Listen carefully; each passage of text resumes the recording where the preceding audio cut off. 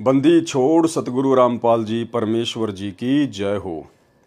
सत्साई भाई और बहनों, दया परमपिता परमेश्वर सतगुरु रामपाल जी की, जिनकी विशेष कृपा दृष्टि से आप और हम सभी सत्सेवक भाई बहन तीनों समय की आरती वाली पुस्तिका भक्ति बोध के सरलार्थ को समझने जा रहे हैं, जो सरलार्थ स्वयं सतगुरु रामपाल जी परमेश्वर जी ने अपने कर कमलों से यथार्थ भक्ति बोध नाम की पुस्तिका के माध्यम से आप और हमें दे रखा है। हमने केवल परमपिता परमेश्वर जी के द्वारा किए गए सरलार्थ को वीडियो के माध्यम से समझना है, जानना है, भक्ति मार्ग के गूढ़ रहस्यों को पहचानना है और गुरुदेव भगवान के चरणों के प्रति उनको परमेश्वर मानते हुए दृढ़ हो जाना है। भाई और बहनों, ये तीसरा वीडियो है और अब आगे जो बातें होंगी वो मंगलाचरण से शुरू होंगी। लेकिन मंगलाचरण को पढ़ने से पहले आप और हम सभी भगत भाई बहनों ने परमेश्वर रामपाल जी की वर्तमान समय में परमात्मा वाली वास्तविक स्थिति को जानना बहुत जरूरी है। जब तक हम सतगुरु रामपाल जी परमेश्वर जी के परमेश्वर वाली स्थिति को नहीं जानेंगे, नहीं पहचानेंगे, तब तक हमें भक्ति बोध का सरलार्थ समझ में नहीं आएगा।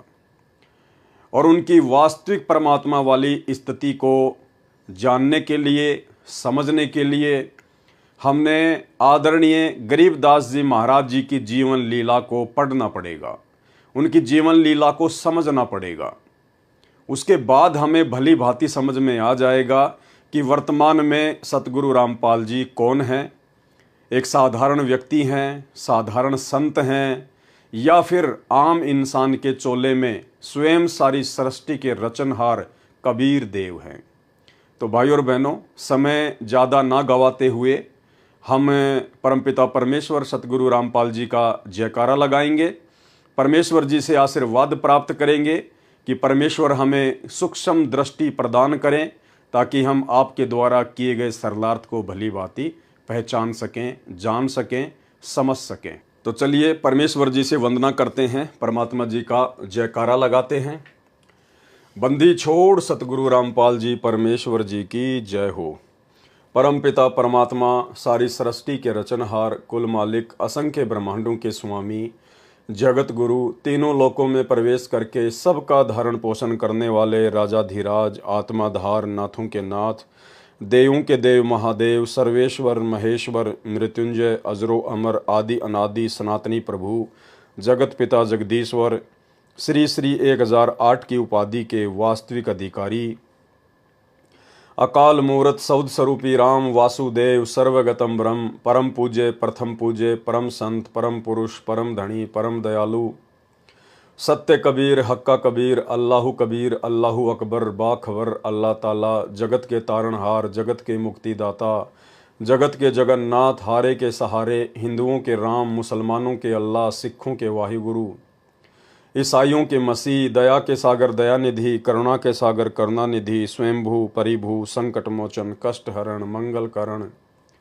दुख भंजन, अविगत कबीर, निर्विकार निर्विषम परमात्मा, अलय अलेख सतगुरु, आदि अनादि सतगुरु, असली मर्यादा पुरुषोत्तम, असली राम, असली कृष्ण, असली घनश्याम, असली मुरारी, राजाओं के राजा, महाराजाओं के महाराजा, शहंशाहों के शहंशाह, सम्राटों के सम्राट, भगवानों के भगवान, अल्लाहों के अल्लाह, प्रभुओं के प्रभु, मसीहों के मसीह, सच्चे वाहिगुरु, बाबाओं के बाबा, पीरों के पीर, सेठों के सेठ, जगत सेठ, सावड़सा सेठ, सर्वगुण संपन्न, अनंत कोटि कलाओं के स्वामी, अनंत कोटि ब्रह्मांडों के नायक, योगियों में महायोगी, ध्यानियों में महाध्यानी, सिद्धों में परम सिद्ध, ज्ञानियों में तत्वज्ञानी, ब्रह्म ज्ञानी, महाज्ञानी, सर्वश्रेष्ठ ज्ञानी, युवा कबीर, समरथ कबीर, असमवात, अमित ओझा, सच्चे रहनुमा, करीम अल्लाह, सुभान अल्लाह, दुनिया के अंतिम पैगंबर।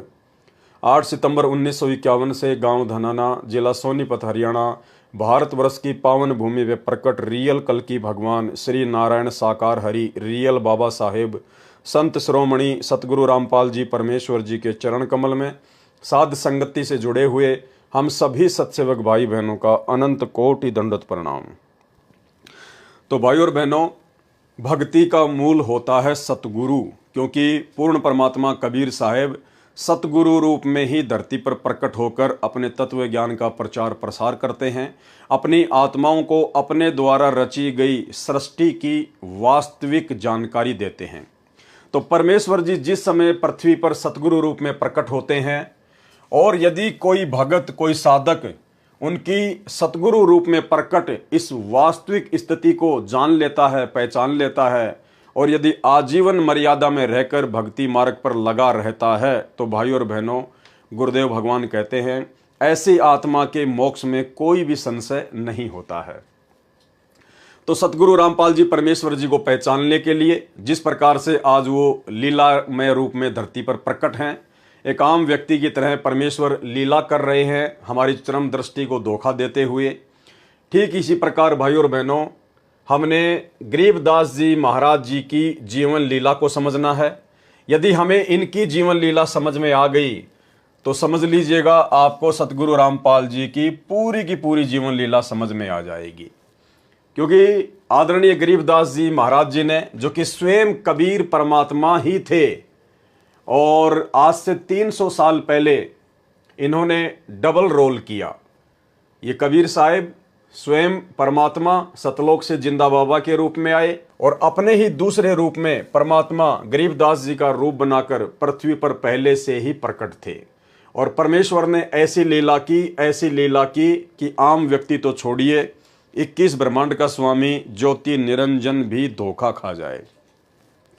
तो गरीबदास जी महाराज जी ने जिस प्रकार हमारी चरम दृष्टि को धोखा देते हुए सांसारिक दृष्टि के हिसाब से एक माँ के गर्भ से जन्म लेने की लीला की और आध्यात्मिक दृष्टि से स्वयंभू प्रकट होने की लीला की, यदि इनकी ये अद्भुत लीला जो इन्होंने लगभग 300 वर्ष पहले की, यदि आज हमारे समझ में आ जाती है तो परमेश्वर रामपाल जी को समझना बेहद आसान है। तो भाई और बहनों, क्या क्या समानता है गरीबदास जी महाराज जी की जीवन लीला में और परमेश्वर रामपाल जी की जीवन लीला में। हालांकि दोनों ही कबीर परमात्मा है, गरीबदास जी भी स्वयं ही कबीर परमात्मा है और परम पूज्य परमेश्वर सतगुरु रामपाल जी भी स्वयं ही कबीर परमात्मा है। लेकिन हमारे लिए वर्तमान में सबसे ज्यादा महत्व, सबसे अहम महत्व परम पूज्य परमेश्वर रामपाल जी का रहेगा, क्योंकि परमेश्वर रामपाल जी हमारे पूज्य गुरुदेव भगवान के रूप में प्रकट हैं। इसलिए हम भक्तों ने सबसे अधिक प्राथमिकता सतगुरु रामपाल जी परमेश्वर वाले रूप को ही देनी पड़ेगी यदि वर्तमान में हमें मोक्ष चाहिए। तो क्या क्या समानता है दोनों महापुरुषों में। जैसी इन्होंने लीला की काल को धोखा देते हुए, आप और हम सांसारिक जीवों की चरम दृष्टि को धोखा देते हुए, तो बंदी छोड़ गरीबदास जी महाराज जी का जो प्राकाट्य स्थान है वो है हरियाणा में गांव करोथा, और इधर बंदी छोड़ सतगुरु रामपाल जी भगवान का भी जो प्राकाट्य स्थान है वो भी हरियाणा में गांव धनाना है, यानी बिल्कुल सेम है, दोनों ही हरियाणा में प्रकट हुए। और भाई और बहनों, ये भक्ति बोध पुस्तक जिससे हम 3 समय की आरती करते हैं, इसमें यदि आपने नोटिस किया हो तो शुरुआत में इसमें हमारी गुरु प्रणाली लिखी हुई है, गुरु प्रणाली। और गुरु प्रणाली में सबसे पहले नंबर पर नाम आता है बंदी छोड़ कबीर साहिब। सबसे पहले जो नाम लिखा है बंदी छोड़ कबीर साहिब जी महाराज। दूसरे नंबर पर लिखा है बंदी छोड़ गरीबदास जी महाराज। तीसरे नंबर पर है संत शीतलदास जी महाराज। यानी बंदी छोड़ जो शब्द है वो केवल इस भक्ति बोध में जो हमारी गुरु प्रणाली है, केवल शुरुआत में 2 महापुरुषों के नाम से पहले ही लगा है। सबसे पहले बंदी छोड़ कबीर साहिब जी महाराज, दूसरे नंबर पर बंदी छोड़ गरीबदास जी महाराज। इसके अलावा जितने भी संत हुए हैं गुरु प्रणाली में, किसी के भी नाम से पहले बंदी छोड़ शब्द नहीं लगा है।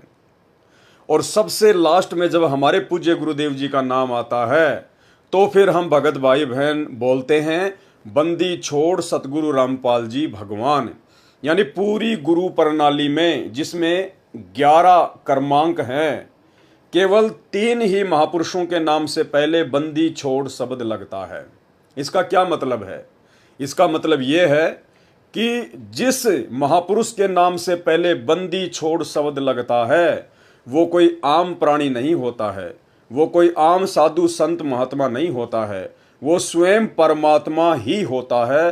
बंदी छोड़ शब्द केवल कबीर परमात्मा के नाम से पहले ही लगता है और किसी के नाम से पहले नहीं। तो इससे ये साबित होता है कि संत गरीबदास जी और परम पूज्य परमेश्वर सतगुरु रामपाल जी भगवान, जिन दोनों महापुरुषों के नाम से बंदी छोड़ शब्द लगा है, इसका मतलब बंदी छोड़ शब्द का मतलब होता है कि वो परमेश्वर शुरू से ही बंदी छोड़ की भूमिका निभाता है, वो शुरू से ही परमात्मा की भूमिका निभाता है। अब देखिए भाई और बहनों, भूमिका तो नानक जी के रूप में भी स्वयं कबीर परमेश्वर जी ने ही निभाई थी। जब कबीर परमात्मा ने जिंदा महात्मा के रूप में बेई नदी से आदरणीय नानक जी को उनके शरीर से उनकी आत्मा को निकालकर सतलोक लेकर गए और जब वापस उनकी आत्मा को छोड़ने का अभिनय किया, तो हम सबको पता है ज्ञान आधार से कि वापस आदरणीय नानक जी की आत्मा उस शरीर में नहीं आई थी। आदरणीय नानक जी एक अच्छी आत्मा थे, उनको परमेश्वर ने मिनी सतलोक में बैठा दिया था। उनको तो वर्तमान में मनुष्य जन्म देना था, दे दिया होगा या परमेश्वर आगे देंगे, उनकी मौज। उसके बाद नानक जी के रूप में सारी की सारी लीला स्वयं बंदी छोड़ कबीर साहिब जी ने ही की थी। लेकिन फिर भी नानक जी के नाम से पहले बंदी छोड़ शब्द नहीं लगा। क्यों? क्योंकि वो शुरू से ही बंदी छोड़ नहीं थे। नानक जी पहले एक जीव थे, आप और हमारी तरह एक सामान्य प्राणी थे, इंसान थे। जब उनको परमात्मा मिले बेई नदी पर, उसके बाद से परमात्मा ने नानक जी के रूप का सहारा लिया, यानी नानक जी वाले रूप में परमात्मा ने आगे लीलाएं की। इसलिए नानक जी के नाम से पहले बंदी छोड़ नहीं लगता, क्योंकि नानक जी शुरू से ही परमात्मा नहीं थे, शुरू से ही बंदी छोड़ नहीं थे। लेकिन आदरणीय गरीबदास जी के नाम से पहले बंदी छोड़ शब्द लगता है। इसका मतलब ये कोई भगत नहीं थे, कोई सामान्य आत्मा नहीं थी। ये शुरू से ही, जब से परमेश्वर ने संसार की चरम दृष्टि को धोखा देते हुए एक माँ के गर्भ से जन्म लेने वाली लीला की, तभी से ये परमात्मा बंदी छोड़ है। और दूसरी तरफ सतगुरु रामपाल जी परमेश्वर, जिनके नाम से पहले बंदी छोड़ लगता है, इन्होंने भी सांसारिक लोगों की, आप और हमारी चरम दृष्टि को धोखा देते हुए एक माँ के गर्भ से जन्म लेने की अद्भुत लीला करते हुए इन्होंने जो खेल रचा, जो अद्भुत लीला की, वो शुरू से ही की। इसलिए सतगुरु रामपाल जी के नाम से पहले बंदी छोड़ शब्द लगता है। और 650 साल पहले काशी बनारस में कबीर परमेश्वर जो सतलोक से आए थे, वो भी शुरू से ही परमात्मा थे, इसलिए उनके नाम से पहले बंदी छोड़ शब्द लगता है। इसके अलावा इस गुरु प्रणाली में और जितने भी संत महात्मा है, किसी के नाम से पहले भी बंदी छोड़ शब्द नहीं है। ये आप सबके घरों में है। ये हाथ कंगन को आरसी क्या, पढ़े लिखे को फारसी क्या, आप जी इसको पढ़कर देख सकते हैं। तो सबसे पहले नंबर पर है बंदी छोड़ कबीर साहिब जी महाराज, काशी उत्तर प्रदेश। दूसरे नंबर पर बंदी छोड़ गरीबदास जी महाराज, गांव छुडानी, झज्जर, हरियाणा। तीसरे नंबर पर संत शीतल दास जी महाराज। यहाँ बंदी छोड़ नहीं लगा, क्योंकि संत शीतल दास जी गरीबदास जी के शिष्य थे, वो एक जीव आत्मा थी, आप और हमारी तरह। संत शीतल दास जी महाराज, गांव बरहाना, जिला रोहतक, हरियाणा। चौथे नंबर पर संत ध्यानदास जी महाराज। पांचवें नंबर पर संत रामदास जी महाराज। छठवें नंबर पर संत ब्रह्मानंद जी महाराज, गांव करोथा, जिला रोहतक, हरियाणा। सातवें नंबर पर संत जुगतानंद जी महाराज। आठवें नंबर पर संत गंगेश्वरानंद जी महाराज, गांव बाजिदपुर, दिल्ली। नौवें नंबर पर संत चिदानंद जी महाराज, गांव गोपालपुर धाम, सोनीपत, हरियाणा। 10वें नंबर पर संत राम देवानंद जी महाराज, तलवंडी भाई, फिरोजपुर, पंजाब। और 11वें नंबर पर पूर्ण परमेश्वर बंदी छोड़ सतगुरु रामपाल जी भगवान। तो बंदी छोड़ केवल 3 ही महापुरुषों के नाम से पहले लगता है। इसका मतलब आदरणीय गरीबदास जी महाराज शुरू से ही परमात्मा थे, बंदी छोड़ थे, प्रकट होने की लीला की। इसी प्रकार सतगुरु रामपाल जी परमेश्वर शुरू से ही बंदी छोड़ हैं, केवल इन्होंने प्रकट होने की लीला की है। इसके अलावा आदरणीय गरीबदास जी महाराज एक किसान परिवार में आए और जाट बिरादरी में आए। ठीक इसी प्रकार सतगुरु रामपाल जी परमेश्वर वर्तमान में एक किसान परिवार में आए और जाट बिरादरी में ही आए। वैसे संतों की कोई बिरादरी नहीं होती है, कोई जाति नहीं होती है। कहते हैं जाति न पूछो संत की, पूछ लीजियो ज्ञान, मोल करो तलवार का, पड़ी रहन दो म्यान। संतों से केवल ज्ञान पूछना चाहिए, लेकिन हम भाई बहन अपने परमेश्वर की वास्तविक स्थिति को समझने के लिए थोड़ा सा सहारा ले रहे हैं। तीसरे नंबर पर आदरणीय गरीबदास जी महाराज जी के मुंह बोले माता पिता, जिनकी माता जी का नाम था श्रीमती रानी देवी और जिनके पिताजी का नाम था श्री बलराम जी।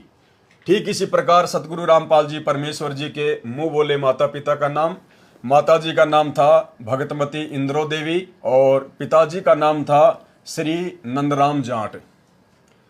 आदरणीय गरीबदास जी महाराज जी साधारण वेशभूषा में रहा करते थे, जिस प्रकार हरियाणा का आम व्यक्ति रहता है, या विशेषकर हरियाणा के जाट समाज से संबंधित जो किसान भाई है वो पहना करते थे, धोती कुर्ता या कुर्ता पायजामा। इन्होंने कोई भी आडंबर, लाल कपड़े, पीले कपड़े, कोई भी विशेष आडंबर इन्होंने अपने जीवन में नहीं किया। ठीक इसी प्रकार वर्तमान में परम पूज्य परमेश्वर सतगुरु रामपाल जी बिल्कुल साधारण वेशभूषा, जैसा कि हरियाणा का आम व्यक्ति पहनता है या विशेषकर हरियाणा में जाट बिरादरी से संबंधित लोग पहनते हैं, कुर्ता पायजामा या धोती कुर्ता। आदरणीय गरीबदास जी महाराज जी ने शादी भी की और संतान भी उत्पन्न हुई। उनकी 6 संतानें थी। इधर परमेश्वर रामपाल जी ने भी लीलामय रूप से शादी भी की और संतान उत्पत्ति भी हुई, 4 संतान। यहाँ एक चीज हमें समझने की आवश्यकता है भाइयों और बहनों, क्योंकि यह अध्यात्म है, ये काल मिनट मिनट में मन में शंका पैदा करेगा। अब आप कहेंगे कि भाई जब गरीबदास जी महाराज स्वयं ही बंदी छोड़ थे, और बंदी छोड़ तो केवल कबीर परमात्मा ही हो सकता है, तो बंदी छोड़ का तो नूरी शरीर होता है, उनका तो तेज पुंज का शरीर होता है, उनके पास तो अखंड शब्द शक्ति होती है। वे आप और हम जैसे आम प्राणियों की तरह शरीर से बच्चे पैदा नहीं करते। तो फिर कैसे उन्होंने शादी की, क्यों उन्होंने संतान उत्पत्ति की? तो भाई और बहनों, सारा का सारा जो खेल है ये परमेश्वर की लीला के अंतर्गत है। परमेश्वर को कहते हैं अविगत, यानी जिसकी गति को कोई ना जान सके। ये लीला परमपिता परमेश्वर जी ने क्यों की, आदरणीय गरीबदास जी ने क्यों की? क्योंकि जब परमेश्वर सतगुरु रूप में धरती पर प्रकट होते हैं तो ये काल उस समय तक धरती पर इतना पाखंड फैला देता है, शास्त्रों के विरुद्ध समाज में इतना मनमाना आचरण फैला देता है कि आदमी भक्ति और भगवान की परिभाषा से कोसों दूर हो जाता है। तो आदरणीय गरीबदास जी महाराज जी के आने से पहले, प्रकट होने से पहले, आम समाज में भक्ति मार्ग में एक धारणा प्रचलित थी कि भाई अगर परमात्मा प्राप्ति करनी है तो आजीवन ब्रह्मचार्य का पालन करना पड़ेगा, गृहस्थ जीवन में रह के परमात्मा की प्राप्ति नहीं की जा सकती। तो इस मिथ्या का, इस झूठ का, इस पाखंड का, इस शास्त्र विरुद्ध मनमाने आचरण का खंडन करते हुए आदरणीय गरीबदास जी महाराज जी ने लीलामय रूप से शादी भी की और 6 बच्चे भी उत्पन्न किए। और इन्होंने समाज में एक संदेश दिया कि जिस प्रकार से मैं गरीबदास शादीशुदा होते हुए, संतान उत्पत्ति करते हुए मैंने अंत में परमात्मा पाया, मैंने मोक्ष की प्राप्ति की। अर्थात यदि आपकी भक्ति विधि सही है, आपका गुरु पूर्ण है और आप यदि आजीवन गुरु मर्यादा में और गुरु वचन में रहते हैं तो आपके मोक्ष में कोई संशय नहीं है। भाई और बहनों, इस बात को और अच्छे से समझने के लिए, क्योंकि गरीबदास जी के जीवन से ही हमने सतगुरु रामपाल जी परमेश्वर जी के जीवन को समझना है, ठीक यही लीला सतगुरु रामपाल जी परमेश्वर जी ने की। इसी मिथ्या धारणा को तोड़ने के लिए सतगुरु रामपाल जी परमेश्वर जी ने वैसी ही लीला की क्योंकि परमेश्वर ने यह दिखाना था कि गरीबदास जी के जीवन को आधार बनाकर ही मेरे भगत मेरी जीवन लीला को समझ पाएंगे। तो परमेश्वर सतगुरु रामपाल जी ने आदरणीय गरीबदास जी महाराज जी के शादी विवाह करने और संतान उत्पत्ति करने को लेकर अपने सत्संग में क्या बताया। परमेश्वर ने बताया कि गरीबदास जी तो स्वयं बंदी छोड़ थे, परमात्मा थे, उनको बच्चे उत्पन्न करने की आवश्यकता नहीं थी, लेकिन उन्होंने ऐसा क्यों किया? समाज में प्रचलित उस झूठी धारणा का खंडन करने के लिए कि भैया गृहस्थ आश्रम में रहकर यदि आप संयमित रहते हैं और यदि आप पूर्ण गुरु धारण करके आजीवन मर्यादा में रह के भक्ति करते हैं तो इस आत्मा के पूर्ण मोक्ष में कोई संशय नहीं है। तो सुनिए सतगुरु रामपाल जी परमेश्वर जी के मुख कमल से वो अमर सत्संग, जिसमें उन्होंने आदरणीय गरीबदास जी महाराज जी के पूर्ण परमात्मा होते हुए भी शादी करने और बच्चे उत्पन्न करने को लेकर क्या कुछ कहा है, और उसके बाद में आपको आसानी से समझ में आ जाएगा कि ठीक वही लीला सतगुरु रामपाल जी परमेश्वर जी ने वर्तमान में शादी करने और संतान उत्पत्ति करके की है। तो सुनिए गुरुदेव के मुख कमल से छोटा सा सत्संग। लेकिन बंदी छोड़ गरीबदासियों ने इसको बहुत आसान किया है। इसको ऐसा मार्ग बता दिया है कि आप काम करते हुए अपने खेत में, जैसे उन्होंने उदाहरण दे के बताया, नहीं तो उस भगवान ने यहां पर आने की कोई आवश्यकता नहीं थी और ना ही उन्होंने बच्चे पैदा करने की आवश्यकता थी, क्योंकि वो पूर्ण ब्रह्म परमात्मा थे। लेकिन हमारे इस भ्रम को दूर करने के लिए कि आपके मन में क्या जमा हो चुकी, हमारे अंदर भी यही थी। हम तो एक साधारण सा अपना नाम ले लिया करते थे, आरती कर लिया करते थे, जब तक हमने पूर्ण ज्ञान नहीं हुआ था, इस उद्देश्य से कि हमारे थोड़े बहुत काम सर जाएंगे, भगवान की आरती कर लें। बाकी प्राप्ति की हमें कोई उम्मीद नहीं थी, परमात्मा प्राप्ति की। जब से बंदी छोड़ गरीबदासियों का, कबीर साहिब का ज्ञान देखा, इसको समझा, और वे साथ में ये भी पता चला कि ये गृहस्थी थे, बाल बच्चेदार थे, इन्होंने अपने बच्चों के सारी ये क्रियाक्रम किया, विवाह भी किया और साथ में उनका पालन पोषण भी किया और फिर भक्ति करके परमात्मा प्राप्ति भी की। तो जब हमारे मन में ये कुछ उत्सुकता पैदा हुई कि जब बंदी छोड़ गरीबदास जी सारे काम को करते हुए पार हुए तो हम भी हो सकते हैं। उसके बाद आदरणीय गरीबदास जी महाराज जी को सतलोक से चलकर स्वयं परमात्मा आकर मिले। कहाँ मिले? गांव छुडानी के खेतों में। जिस समय गरीबदास जी महाराज अपने कुछ 10-12 साथियों के साथ में गायें चरा रहे थे, उस समय जिंदा महात्मा के रूप में कबीर परमेश्वर इनको आकर मिले और जिसके प्रत्यक्ष दृष्टा इनके साथी 8-10 जो ग्वाले थे, जो पाली थे, जो इनके साथ में गौवें चरा रहे थे, उन्होंने भी उनको देखा।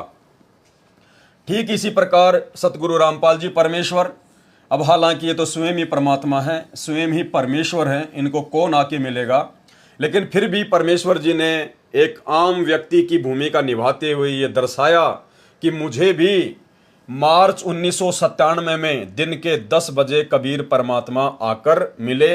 ये सत्संग आपने गुरुदेव भगवान के मुख कमल से कई बार सुन रखा होगा, जिसमें गुरुदेव ने कहा है कि सन 1997 में जब वो ठीक का समय आया कि जब आवेगा 5505 तब ये वचन मेरा होगा साचा, 5000 और 500 जब कलयुग बीत जाए, महापुरुष फरमान तब जग तारन को आए। तो कलयुग के 5500 वर्ष सन 1997 में कंप्लीट होते हैं। उसके विषय में गुरुदेव ने बताया कि 1997 में दिन के 10 बजे कबीर परमात्मा मुझे आकर मिले और सार नाम दान करने का आदेश देकर अंतर्ध्यान हो गए। ये परमेश्वर जी ने लीला की, जबकि इस बात का कोई भी प्रत्यक्ष दृष्टा नहीं है, लेकिन ये परमेश्वर हैं। ये उस वाणी को सिद्ध करने के लिए परमेश्वर जी ने ऐसा कहा है, ऐसी इन्होंने लीला की है। और परमेश्वर जी ने यदि कहा है गुरुदेव भगवान ने, और कहते हैं साध वचन पलटे नहीं चाहे पलट जाए ब्रह्मांड, तो परमेश्वर जी ने ये लीला आप और हम भगत भाई बहनों को समझाने के लिए और अध्यात्म में परमेश्वर की उस अमर वाणी को सत्य साबित करने के लिए कि 5000 और 500 जब कलयुग बीत जाए, महापुरुष फरमान तब जग तारन को आए, ऐसी लीला परमात्मा ने की।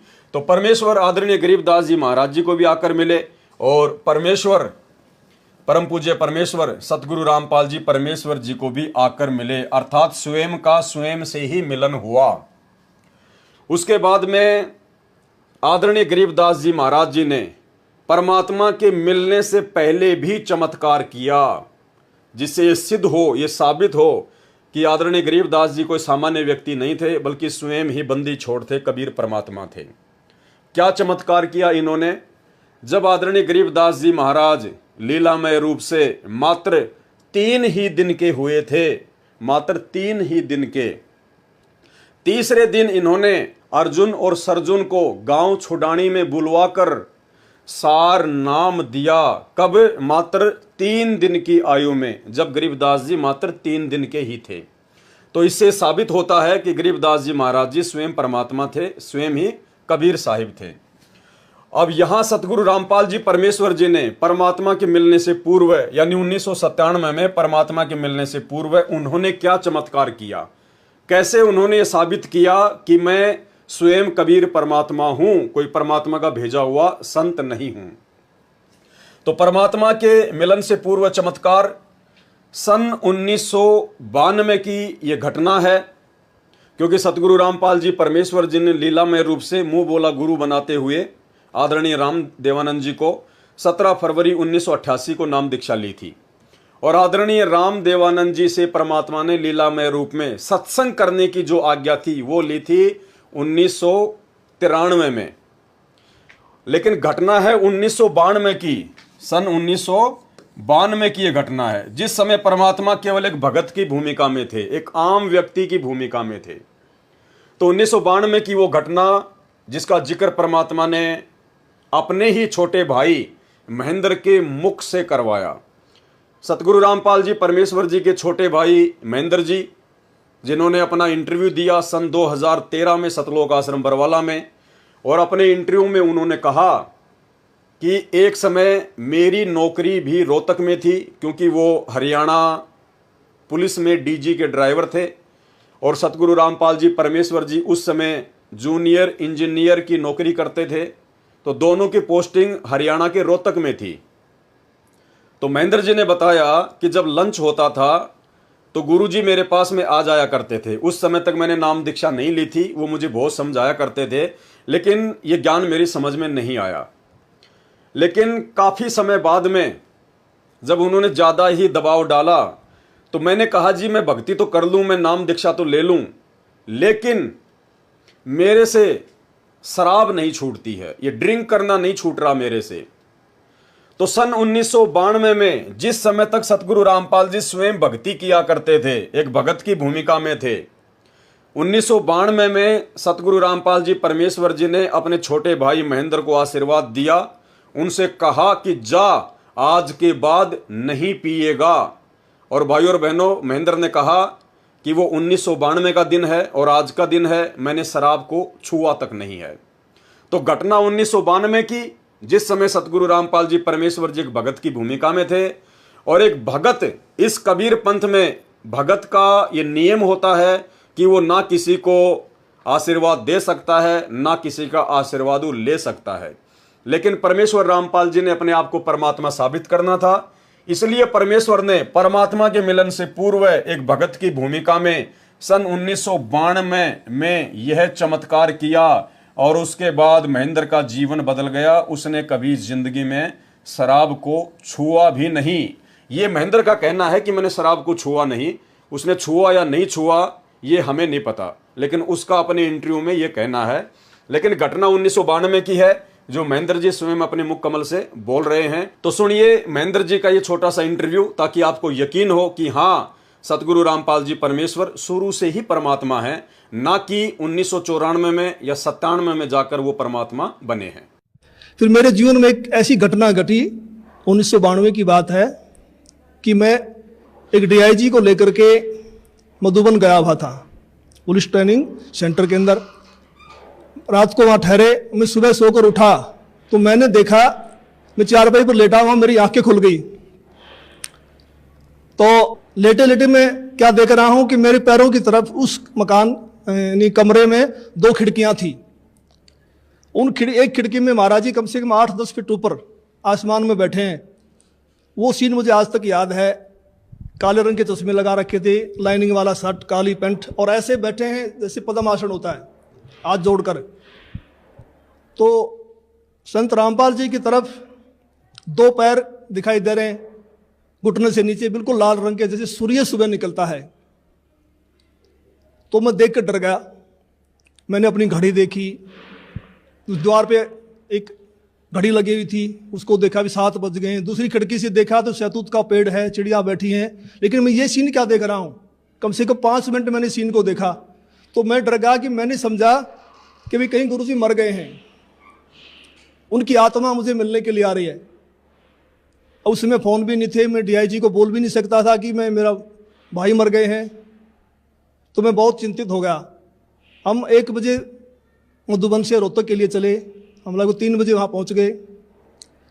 मैं गाड़ी खड़ी करके सीधा मकान पे गया, गुरुजी के मकान के ऊपर। तो जाके मैंने देखा गुरुजी ठीक ठाक मिले, मन में शांति हुई। तो गुरुजी ने पूछा भी कैसे आना हुआ आज दिन में, कैसे टाइम मिल गया। तो मैंने घटना के बारे में बताया। मैंने कहा जी मैंने तो ऐसे ऐसे एक घटना देखी सुबह सुबह, मैं डर गया कहीं आप मर ना गए हो। तो महाराज जी ने कहा कि मेरे स्वरूप में कबीर परमेश्वर आए थे और अब आपको भक्ति मिल जाएगी। तो मैंने कहा जी मैं तो ड्रिंक्स वगैरह कर लेता हूँ, वो छूटती नहीं, भक्ति कैसे करूँगा। तो गुरुजी ने कहा जा आज के बाद नहीं पिएगा। तो उनके एक शब्द से ऐसी दीवार खड़ी हो गई कि आज 1992 की बात है, आज 2013 हो गया, यानी लगभग 21 वर्ष हो गए। वो आज तक मैंने शराब को छुआ तक नहीं है। उसके बाद आदरणीय गरीबदास जी महाराज जी की जीवन लीला को जब हम गहराई से पढ़ेंगे तो उन्होंने सैकड़ों ऐसे चमत्कार किए हैं जो केवल परमात्मा ही कर सकता है, दूसरा कोई नहीं कर सकता है। ये बात अलग है कि आदरणीय गरीबदास जी महाराज जी ने आज से 300 वर्ष पहले जब वे धरती पर प्रकट थे तो उन्होंने प्रत्यक्ष चमत्कार किए थे। जैसे उन्होंने गंगा जी को सहारनपुर में जो है वो प्रकट कर दिया। एक बार उन्होंने गंगा जी को अपने गांव छुडानी में भी जो है प्रकट कर दिया अपने माता जी को स्नान करवाने के लिए। और भी बहुत सारे इन्होंने चमत्कार किए। और उस समय इनके द्वारा जो प्रत्यक्ष चमत्कार किए जाते थे उनका रीज़न ये था कि गरीबदास जी के समय में भक्ति युग नहीं था, वो प्राइम टाइम नहीं था, मोक्ष प्राप्ति का समय नहीं था। इसलिए परमात्मा ने उस समय लोगों को चमत्कार दिखा दिखा कर ही भक्ति मार्ग से जोड़ना था, क्योंकि उस समय इन्होंने पूरी सृष्टि रचना का और मूल ज्ञान का पूर्ण खुलासा नहीं किया था, क्योंकि उस समय तक इस ज्ञान का खुलासा नहीं करना था। इसलिए उन्होंने आत्माओं को थोड़ा बहुत ज्ञान समझाकर और मंत्र देकर जोड़ा, ताकि उन आत्माओं के बारंबार मनुष्य जन्म होते होते वर्तमान कलयुग की पिछली पीढ़ी तक वो आ जाएं। इसलिए उन्होंने प्रत्यक्ष चमत्कार दिखाए। लेकिन वर्तमान का जो समय है, जिस समय सतगुरु रामपाल जी परमात्मा धरती पर प्रकट हो चुके हैं, ये जो पिछली पीढ़ी है, इस समय परमेश्वर जी ने प्रत्यक्ष चमत्कार नहीं करने थे, क्योंकि ये जो समय है ये परमेश्वर ने ज्ञान मार्ग का समय रखा हुआ है। यानी परमेश्वर जी ने ज्ञान समझाकर ही आत्माओं को अपनी शरण में लेना है और ज्ञान समझाकर ही परमात्मा ने अपनी पहचान करवानी है कि सतगुरु के रूप में वर्तमान में धरती पर कौन प्रकट है। अगर ये परमात्मा आज आदरणीय गरीबदास जी महाराज जी की तरह सीधे चमत्कार करने लग जाए, सीधे सीधे मुर्दों को जिंदा करने लग जाए, या आशीर्वाद देकर मुर्गी को हाथी बना दे, हाथी को मुर्गी बना दे, तो पूरी दुनिया इनके पीछे लग जाएगी, पूरी दुनिया। और फिर ये पता ही नहीं चल पाएगा कि कौन व्यक्ति इनके ज्ञान को समझकर इनसे जुड़ रहा है और कौन व्यक्ति देखा देखी में अंधभक्ति के तहत जुड़ रहा है। जिस प्रकार छोटे मोटे बाबा आजकल जैसे बागेश्वर धाम वाले धीरेन्द्र शास्त्री, वो पंडोखर सरकार वगैरह, ये छोटे मोटे चमत्कार दिखा देते हैं, सिद्धियाँ दिखा देते हैं अपने पूर्व जन्म की भक्ति कमाई से। किसी के काका मामा चाचा फूफा का नाम बता देते हैं, तेरे मन में क्या है वो बता देते हैं, जिस कारण से आज लाखों लोग उनके पीछे अंधे होके लग रहे हैं। अगर यही चमत्कार ये परमात्मा करने लग जाता, इस प्रकार का पाखंड अगर ये परमात्मा करने लग जाता, तो भाई और बहनों आज इनके पीछे इतनी जनता होती, इतनी जनता होती कि पूरे बरवाला में पैर रखने की जगह नहीं मिलती। लेकिन परमेश्वर ने ऐसा नहीं करना था, क्योंकि ये भक्ति मार्ग है, यथार्थ सत्य भक्ति मार्ग है, शास्त्र अनुकूल भक्ति मार्ग है। परमात्मा ने अपनी हंस आत्माओं को, जिनके लिए परमात्मा युगों युगों से भटक रहे हैं, काल के साथ आंख मिचोली का खेल खेलते हुए, तो परमेश्वर ने केवल अपना सत्य आध्यात्मिक ज्ञान देकर, सृष्टि रचना का ज्ञान देकर जीव आत्माओं से ज्ञान आधार से अपनी पहचान करवानी है। और जो आत्मा इनको ज्ञान से पहचानेगी वही आत्मा सतलोक जाने की अधिकारी होगी। इसलिए आज सतगुरु रामपाल जी परमेश्वर जी ने प्रत्यक्ष चमत्कार ना करके गुप्त रूप में सैकड़ों नहीं बल्कि लाखों चमत्कार किए हैं। इन्होंने मुर्दों को जिंदा किया है।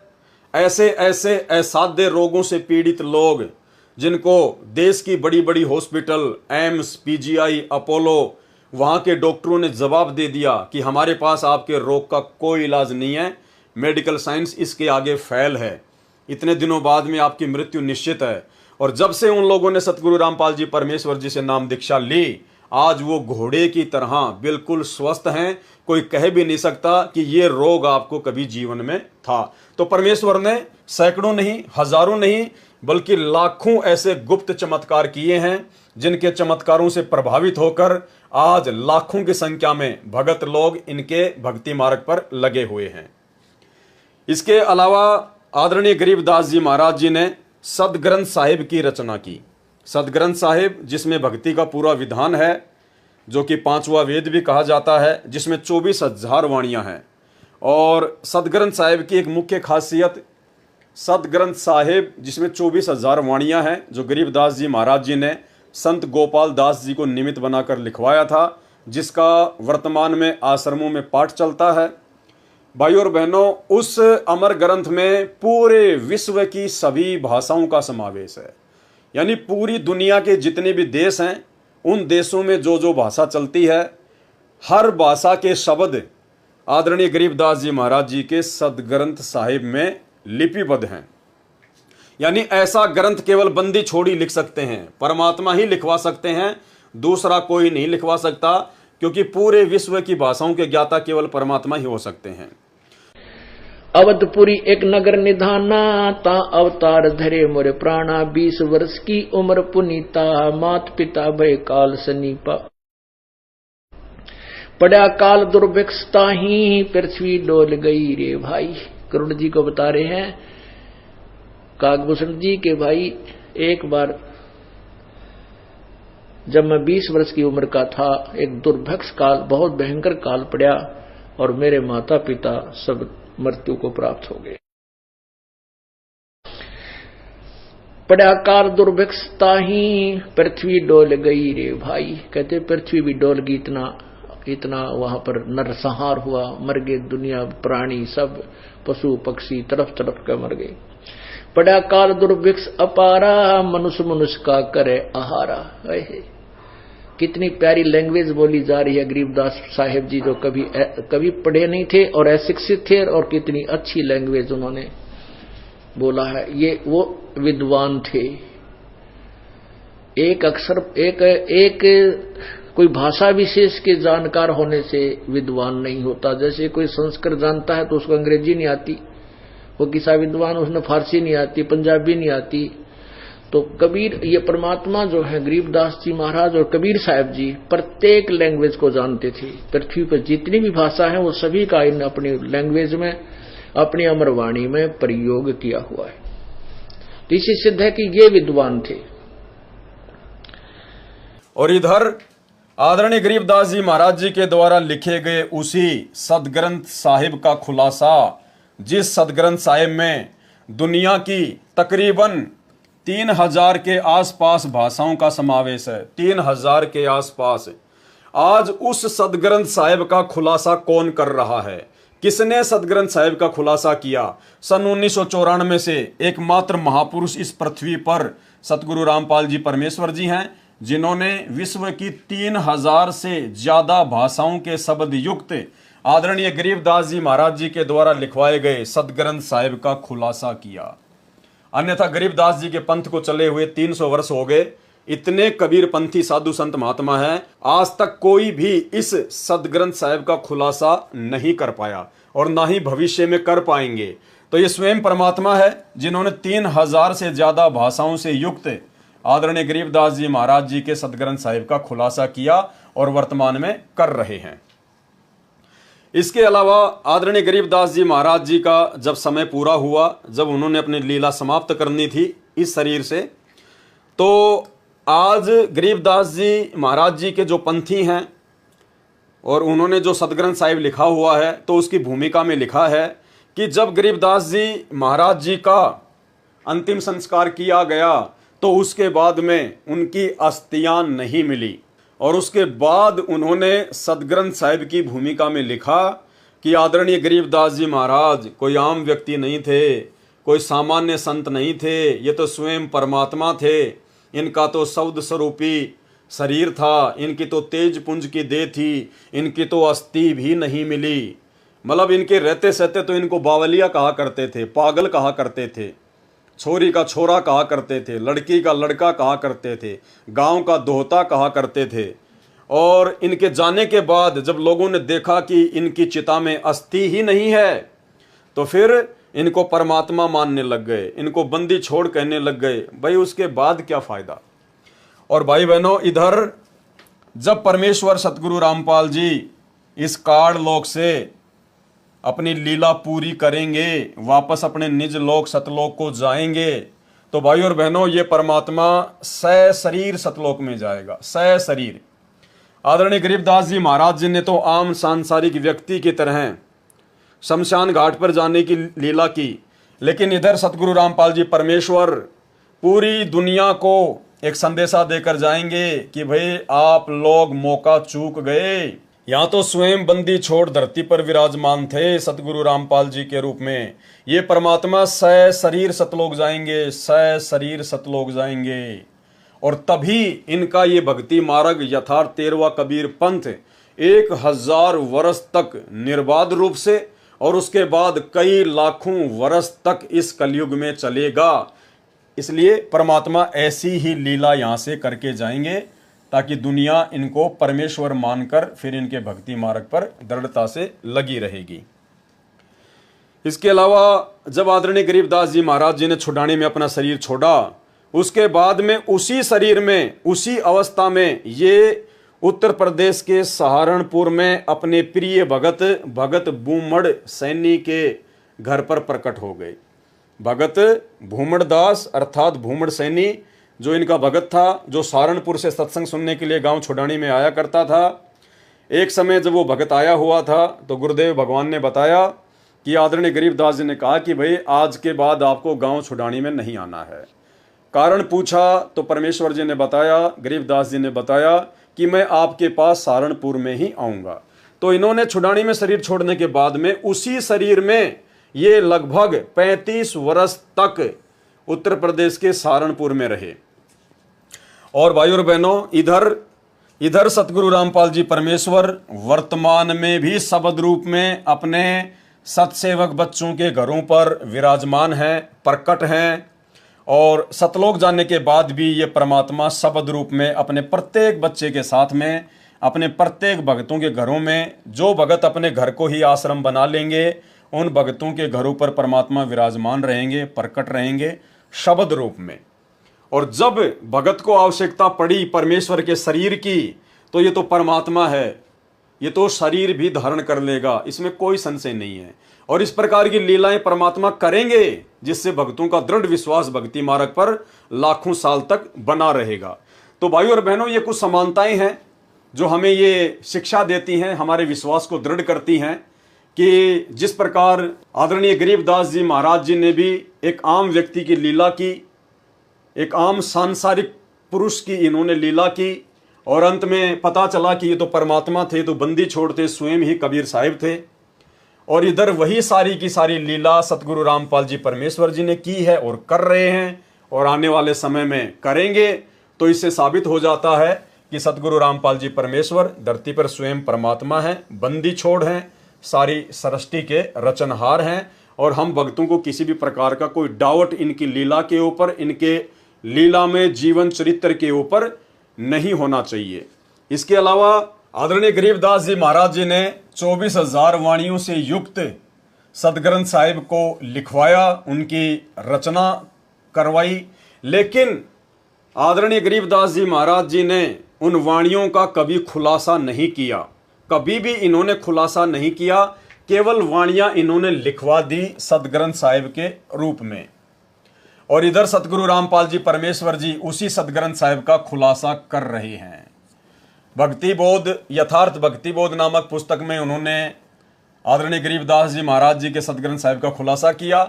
और सन 1994 में जब सतगुरु रामपाल जी परमेश्वर जी ने सत्संग करना शुरू किए, तो सन 1994 से लेकर 2000 तक आदरणीय गरीबदास जी महाराज जी के सदग्रंथ साहिब को आधार बनाकर ही सतगुरु रामपाल जी ने सत्संग किए, प्रवचन किए और उस ग्रंथ साहिब का पूर्ण खुलासा किया। आप जी 1997 के जिंद के सत्संग, रोहतक के सत्संग और करोथा के सत्संग सुन सकते हैं। वो जितने भी सत्संग हैं जो कि ऑडियो में हैं, सारे के सारे आदरणीय गरीबदास जी महाराज जी के द्वारा लिपिबद्ध करवाए गए विश्व की 3000 से ज्यादा भाषाओं के शब्दों युक्त सदग्रंथ साहिब को आधार बनाकर ही पूज्य गुरुदेव जी ने सत्संग किया। तो लिखा आदरणीय गरीबदास जी महाराज जी ने और आज उसका खुलासा किया सतगुरु रामपाल जी परमेश्वर जी ने। यानी पूरे विश्व की भाषाओं के जानकार या तो गरीबदास जी महाराज जी थे या वर्तमान में सतगुरु रामपाल जी परमेश्वर जी हैं। अवधपुरी एक नगर निधाना, ता अवतार धरे मोरे प्राणा। 20 वर्ष की उम्र पुनीता, मात पिता भय काल सनीपा। पड़ा काल दुर्भिक्षता ही, पृथ्वी डोल गई रे भाई। करुण जी को बता रहे हैं काकभूषण जी के भाई, एक बार जब मैं 20 वर्ष की उम्र का था, एक दुर्भिक्ष काल, बहुत भयंकर काल पड़ा और मेरे माता पिता सब मृत्यु को प्राप्त हो गए। पड़ा काल दुर्भिक्षता ही, पृथ्वी डोल गई रे भाई। कहते पृथ्वी भी डोल गई, इतना वहां पर नरसंहार हुआ, मर गए दुनिया, प्राणी सब, पशु पक्षी तरफ तरफ के मर गए। पड़ा काल दुर्भिक्ष अपारा, मनुष्य मनुष्य का करे आहारा। कितनी प्यारी लैंग्वेज बोली जा रही है गरीबदास साहिब जी, जो कभी पढ़े नहीं थे और अशिक्षित थे, और कितनी अच्छी लैंग्वेज उन्होंने बोला है। ये वो विद्वान थे। एक अक्षर एक कोई भाषा विशेष के जानकार होने से विद्वान नहीं होता। जैसे कोई संस्कृत जानता है तो उसको अंग्रेजी नहीं आती, वो किसा विद्वान, उसने फारसी नहीं आती, पंजाबी नहीं आती।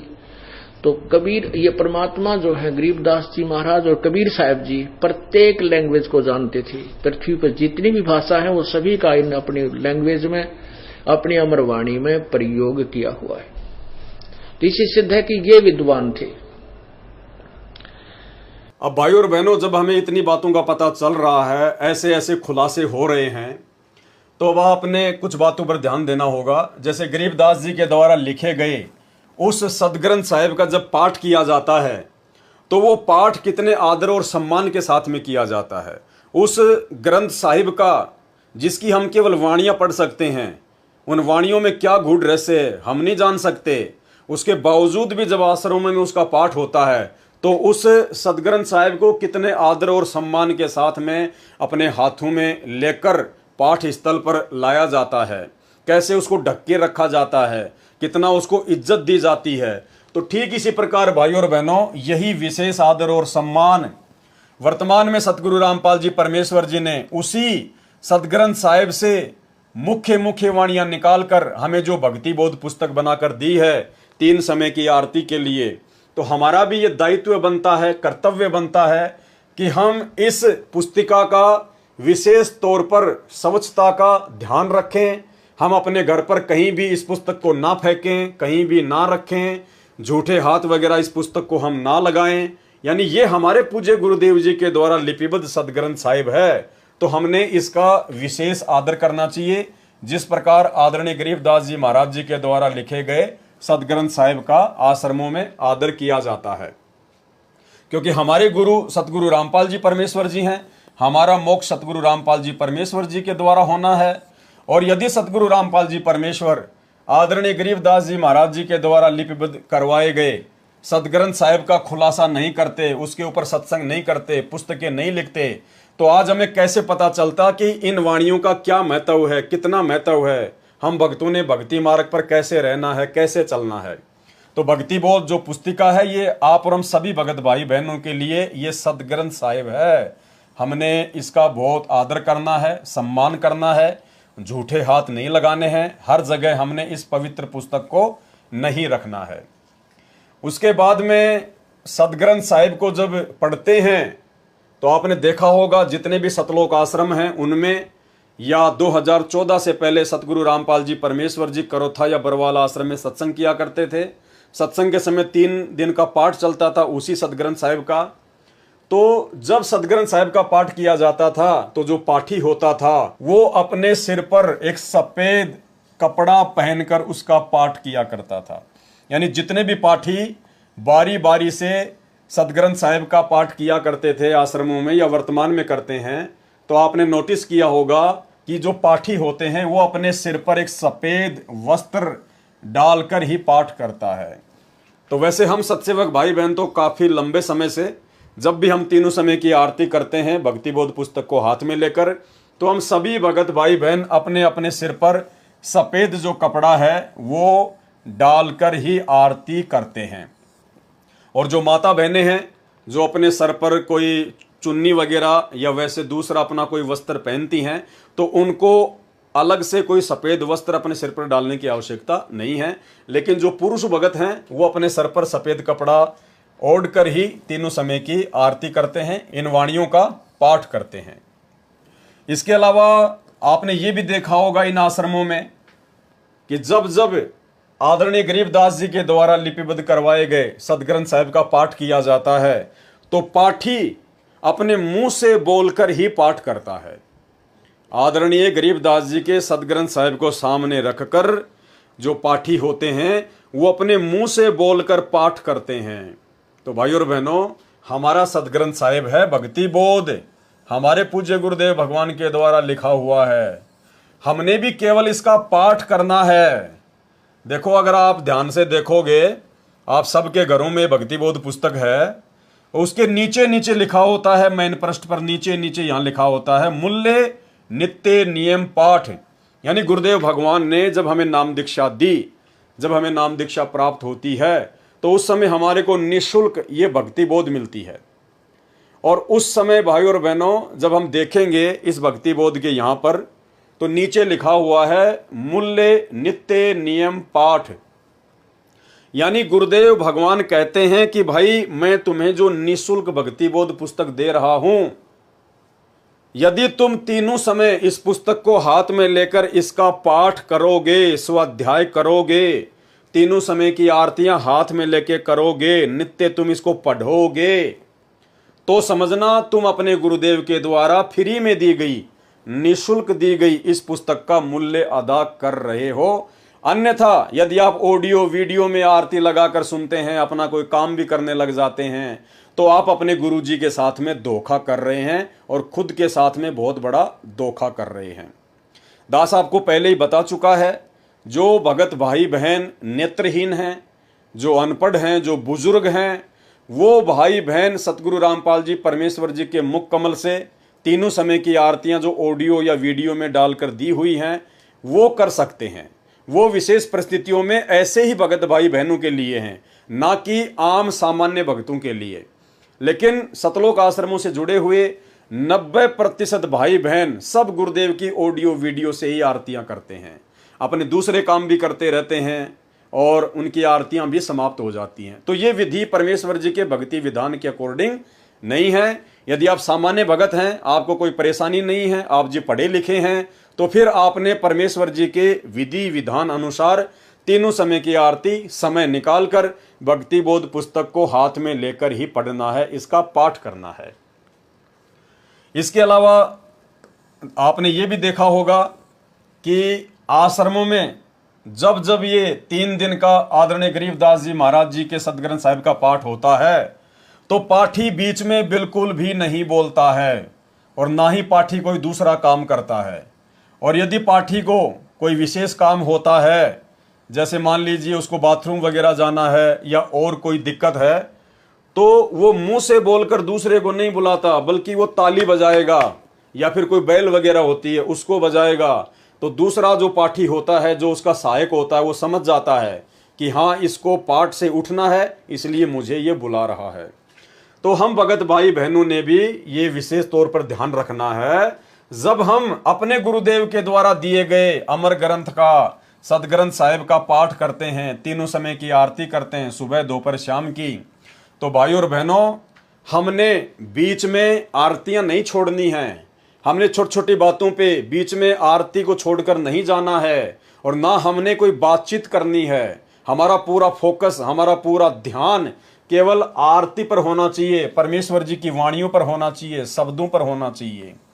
और यदि विशेष परिस्थिति में मान लीजिए आपको बाथरूम आ गया, या फिर मान लीजिए आप जी को फ्रेश होने जाना है, या और कोई विशेष कोई परिस्थिति उत्पन्न हो गई, तो परमेश्वर जी का विधान है आप जी पहले परमात्मा को दंडवत प्रणाम करें, परमात्मा से माफी मांगे, उसके बाद आप जी बीच में अपना वो काम करें यदि विशेष आवश्यक है तो, अन्यथा आपने अपनी आरती को संपूर्ण ही करना है। और इसके अलावा स्वच्छता का विशेष ध्यान रखना। तो भाइयों और बहनों, जिस प्रकार से सदग्रंथ साहिब को महत्व दिया जाता है, स्वच्छता को लेकर, साफ सफाई को लेकर, हर जगह उसको नहीं डाला जाता है, उसको एक कपड़े में जो है लपेट कर उसको जो है रखा जाता है, ताकि इसके ऊपर कोई मिट्टी वगैरह, कोई धूल वगैरह ना जमे। ठीक इस प्रकार हम भगत भाई बहनों ने भी आरती करने के बाद में स्वच्छ और साफ सुथरी जगह पर ही भक्ति बोध को रखना होता है। इसके अलावा भाइयों और बहनों, आदरणीय गरीबदास जी महाराज जी की जीवन लीला को समझने के लिए छोटे छोटे कुछ वीडियो हैं जो सतगुरु रामपाल जी परमेश्वर जी ने अपने सत्संगों में हमें सुनाए हैं। इन छोटे छोटे वीडियो को जब हम सुनेंगे जो आदरणीय गरीबदास जी महाराज जी की जीवन लीला के ऊपर हैं, उसके बाद हमें सतगुरु रामपाल जी परमेश्वर जी की वास्तविक स्थिति का और अच्छे से ज्ञान हो जाएगा कि सतगुरु रामपाल जी परमेश्वर कोई आम भगत, आम व्यक्ति या आम संत नहीं, बल्कि स्वयं सारी सृष्टि के रचनहार, कुल मालिक कबीर परमेश्वर हैं। तो सबसे पहले आदरणीय गरीबदास जी महाराज जी के विषय में सतगुरु रामपाल जी परमेश्वर जी ने बताया कि गरीबदास जी महाराज जी ने बताया अपने सदग्रंथ साहिब में कि भाई ना तो कबीर परमात्मा माँ के गर्भ से आए, और भाई ना हमने माँ के गर्भ से जन्म लिया, ना हम माँ के गर्भ से आए। हम यानी गरीबदास जी कह रहे हैं कि ना तो कबीर जी का जन्म हुआ और ना हम माँ के गर्भ से आए। तो ये सत्संग आप जी सतगुरु रामपाल जी परमेश्वर जी के मुख कमल से सुनिए, और सुनने के बाद में फिर आपको पक्का यकीन हो जाएगा भाई जब आदरणीय गरीबदास जी महाराज जी की माता भी थी, गरीबदास जी महाराज जी के जो है पिताजी भी थे, वो भी एक गांव में आए, उन्होंने लीला की माँ के गर्भ से जन्म लेने की, दुनिया की दृष्टि को धोखा देते हुए। गरीबदास जी महाराज जी ने शादी भी की, उन्होंने 6 बच्चे भी उत्पन्न किए, और उसके बाद भी वो कह रहे हैं कि भाई हम माँ के गर्भ से नहीं आए। तो भाइयों और बहनों, आपको सतगुरु रामपाल जी परमेश्वर जी का वही लीला में जीवन बहुत अच्छे से समझ में आएगा।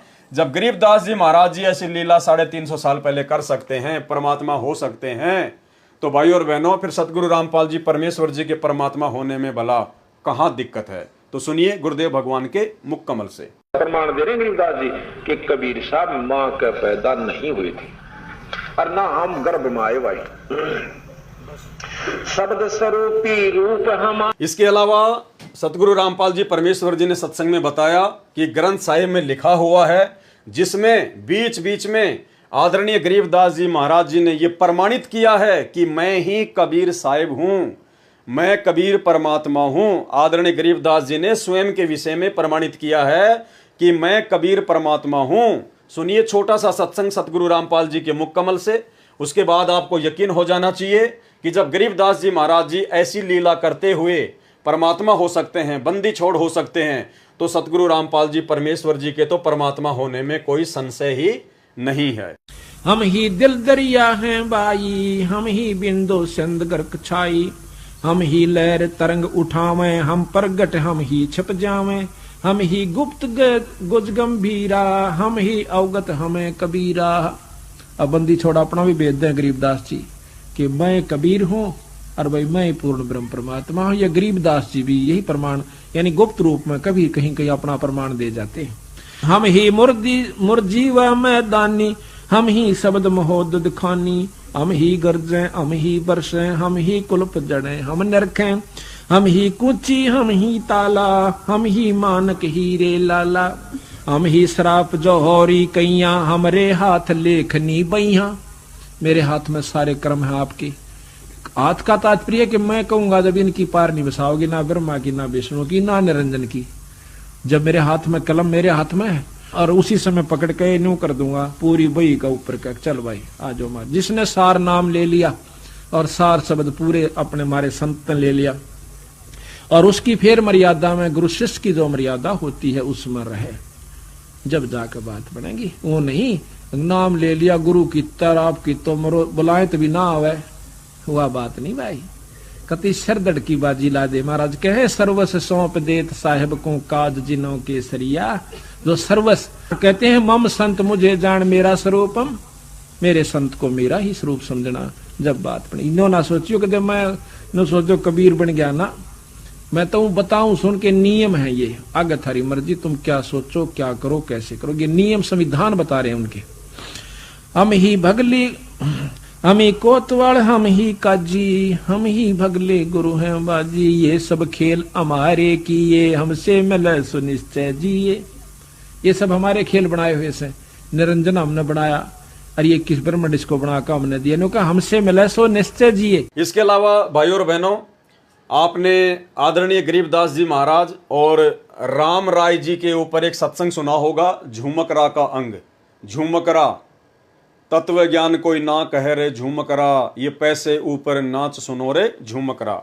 यानी गुरुदेव भगवान ने सत्संगों में बताया, और गरीबदास जी के सदग्रंथ साहिब में भी लिखा हुआ है कि पंजाब से एक व्यक्ति गरीबदास जी के भगत के मुख कमल से सुबह का नित्य नियम सुनकर बड़ा प्रभावित हुआ, और उन्होंने गरीबदास जी महाराज जी का पूरा एड्रेस ले लिया कि ऐसे महापुरुष से तो मिलना चाहिए। और वो राम राय नाम का व्यक्ति, राम राय उर्फ झूमकरा, गांव में उसको झूमकरा कहा करते थे, वो गरीबदास जी से मिलने के लिए आ जाता है। और उस सारी कहानी का आप और हमें पता है कि किस प्रकार से वो गरीबदास जी से मिलने के लिए इतना आतुर था कि वो उनसे मिलने के लिए खेतों में चल पड़ता है। उधर से आदरणीय गरीबदास जी महाराज जी आ रहे थे अपने सिर पर पशुओं का चारा लेकर, भरोटा लेकर। अब गरीबदास जी तो अंतर्यामी थे, जानी जान थे, परमात्मा थे। उनको मालूम था कि इस भगत के मन में साधु संत महात्माओं की जो वेशभूषा है वो अलग ही प्रकार की है। वो ये सोचकर आया था कि कोई बहुत पहुँचे हुए महात्मा होंगे, सिर पर या तो बड़ी बड़ी जटा होगी, चेहरे पर बड़ी बड़ी दाढ़ी मूंछ होगी, या बिल्कुल साफ करवा रखा होगा, पीताम्बर पहन रखा होगा, भगवा पहन रखा होगा, कान वगैरह छिदवा रखे होंगे, धूणा वगैरह लगा के बैठता होगा। तो ऐसी धारणा राम राय के मन में थी गरीबदास जी से मिलने से पहले। तो गरीबदास जी तो जानी जान थे, अंतर्यामी परमात्मा थे, वो तो समझ गए उस बात को कि अगर मैंने अभी इसको कह दिया कि मैं हूं गरीबदास, तो ये यहीं से वापस पंजाब चला जाएगा, मेरी एक बात नहीं सुनेगा। तो गरीबदास जी ने कहा कि चलो जी मैं मिलाता हूं आपको गरीबदास जी से, और राम राय को लेकर वापस अपने घर पर आ गए। घर पर आने के बाद में उनके जो भगत थे आदरणीय गरीबदास जी के, वो उनके लिए नहाने के लिए पानी वगैरह की व्यवस्था करने लगे। तो राम राय ने पूछा भाई गरीबदास कौन सा है? तो एक भगत ने कहा रे बावड़े, यही तो है जो तेरे साथ में आया है, यही तो है महाराज जी। तो राम राय का तो सिर चकरा गया, माथा पकड़ लिया, बोला भाई खोदा पहाड़ निकली चुहिया, ये महाराज, इसको किसने महाराज बना दिया, किसने साधु बना दिया? ये तो मेरे जैसा किसान है, इसके पास में ज्यादा जमीन होगी, मेरे पास में थोड़ी जमीन है। उसके बाद आदरणीय गरीबदास जी महाराज जी ने अपने सभी सेवकों को काम पर लगा दिया, और नहाने के लिए जो बाल्टी रखी हुई थी वो नहाने लग गए।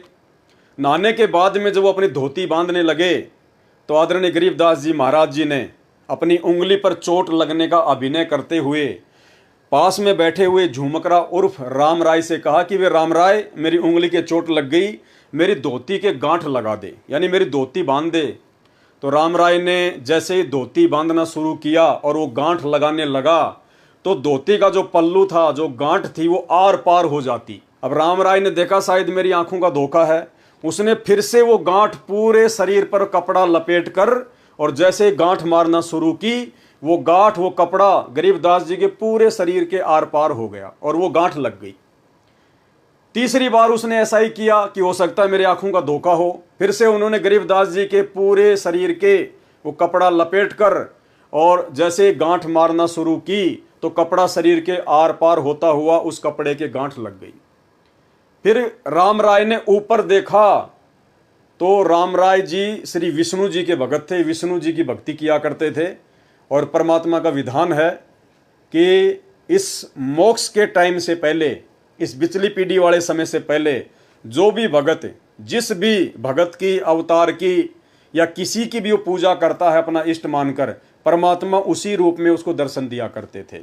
तो जैसे ही झुमकरा ने ऊपर देखा, क्योंकि गरीबदास जी ने कहा, अरे भाई झुमकरा क्या हुआ, अरे मैं तो तेरे जैसा एक किसान हूं, तेरे जैसा जमींदार हूं, तेरे से गांठ क्यों नहीं लग रही।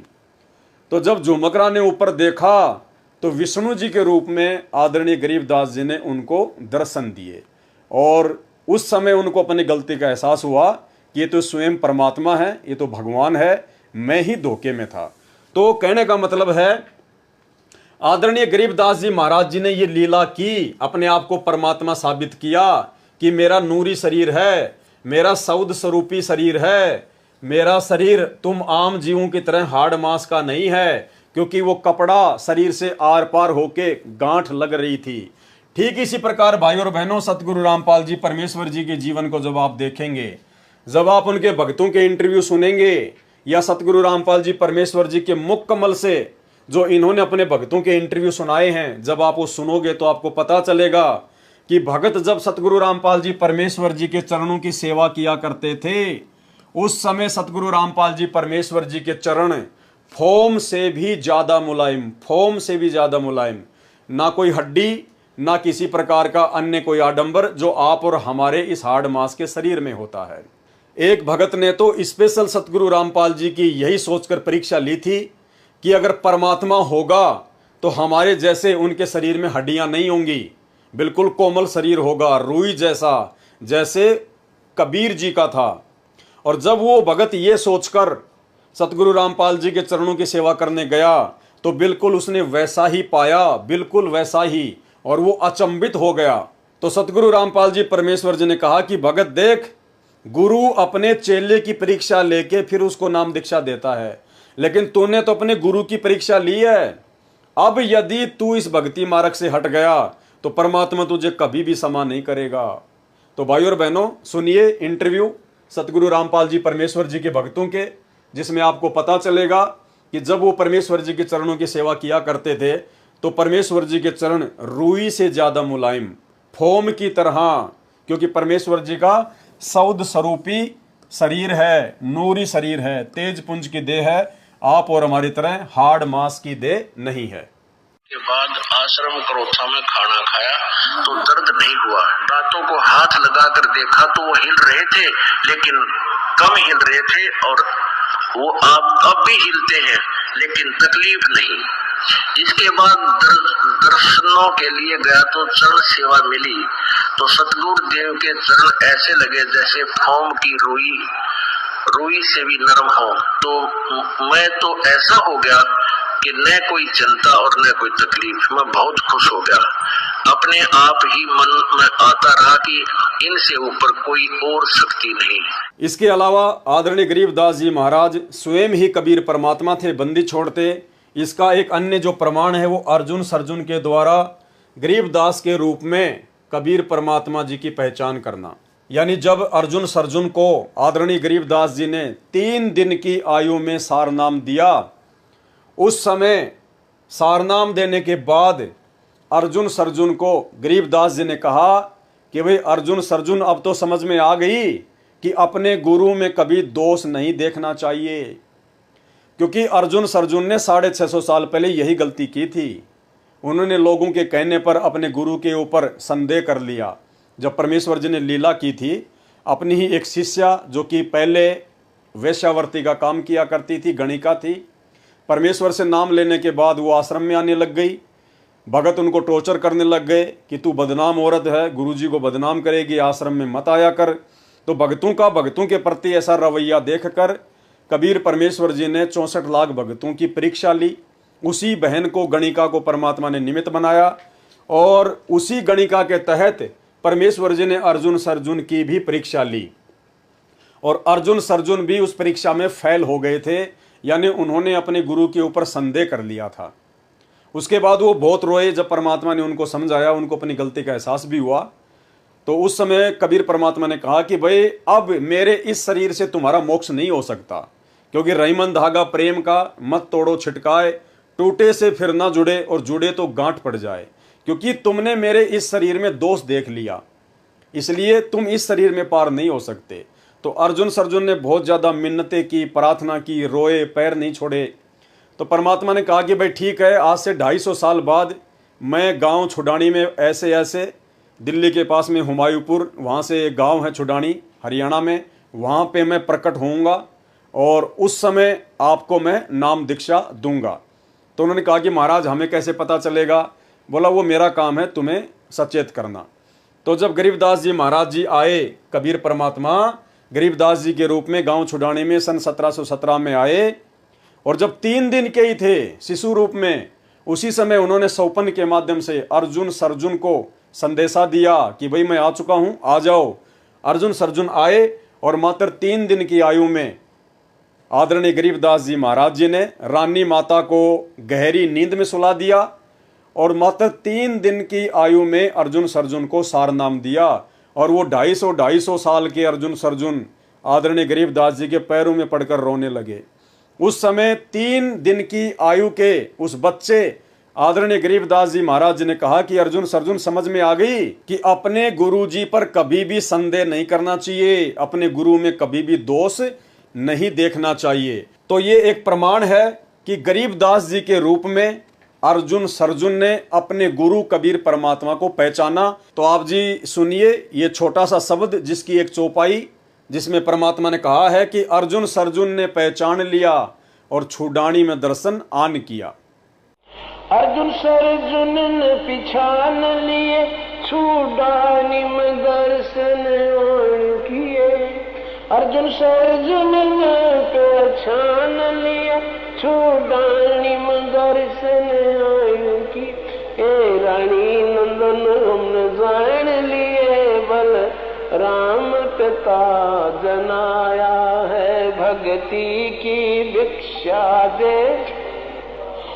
मीद कटोरा लाया है। सत कबीर दवारे तेरे पैक दास भिखारी आया है।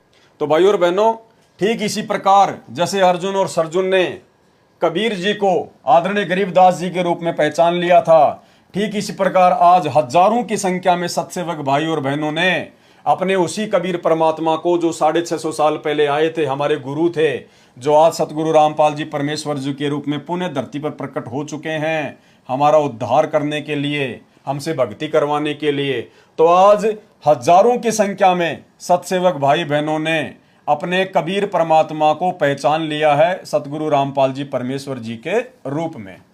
इसके अलावा जिस प्रकार से आदरणीय गरीबदास जी महाराज जी को, जो कि 300 साल पहले धरती पर सहशरीर प्रकट थे, जिनको दुनिया पहचान नहीं पाई और ना पहचानने के चलते दुनिया ने उनमें 100 नुक्स निकाले, 100 नुक्स। इसके ऊपर सतगुरु रामपाल जी परमेश्वर जी ने अपने सत्संग भी किया हुआ है। छोटा सा सत्संग 2 मिनट का सुन लीजिए, जिसमें गुरुदेव भगवान ने कहा है कि गरीबदास जी महाराज जी को ना पहचान कर दुनिया ने उनमें 100 नुक्स निकाले, उनको बावड़ा कहा, उनको पागल कहा, ना जाने क्या क्या उपाधियां उनको दी। और भोग की आरती के शब्द में हम पढ़ते हैं कि जीव जो ना सत्संग में आया, भेद ना उसे भजन का पाया। गरीबदास जी को भी बावड़ा बताया, क्या कर ले इस दुनिया शानी का।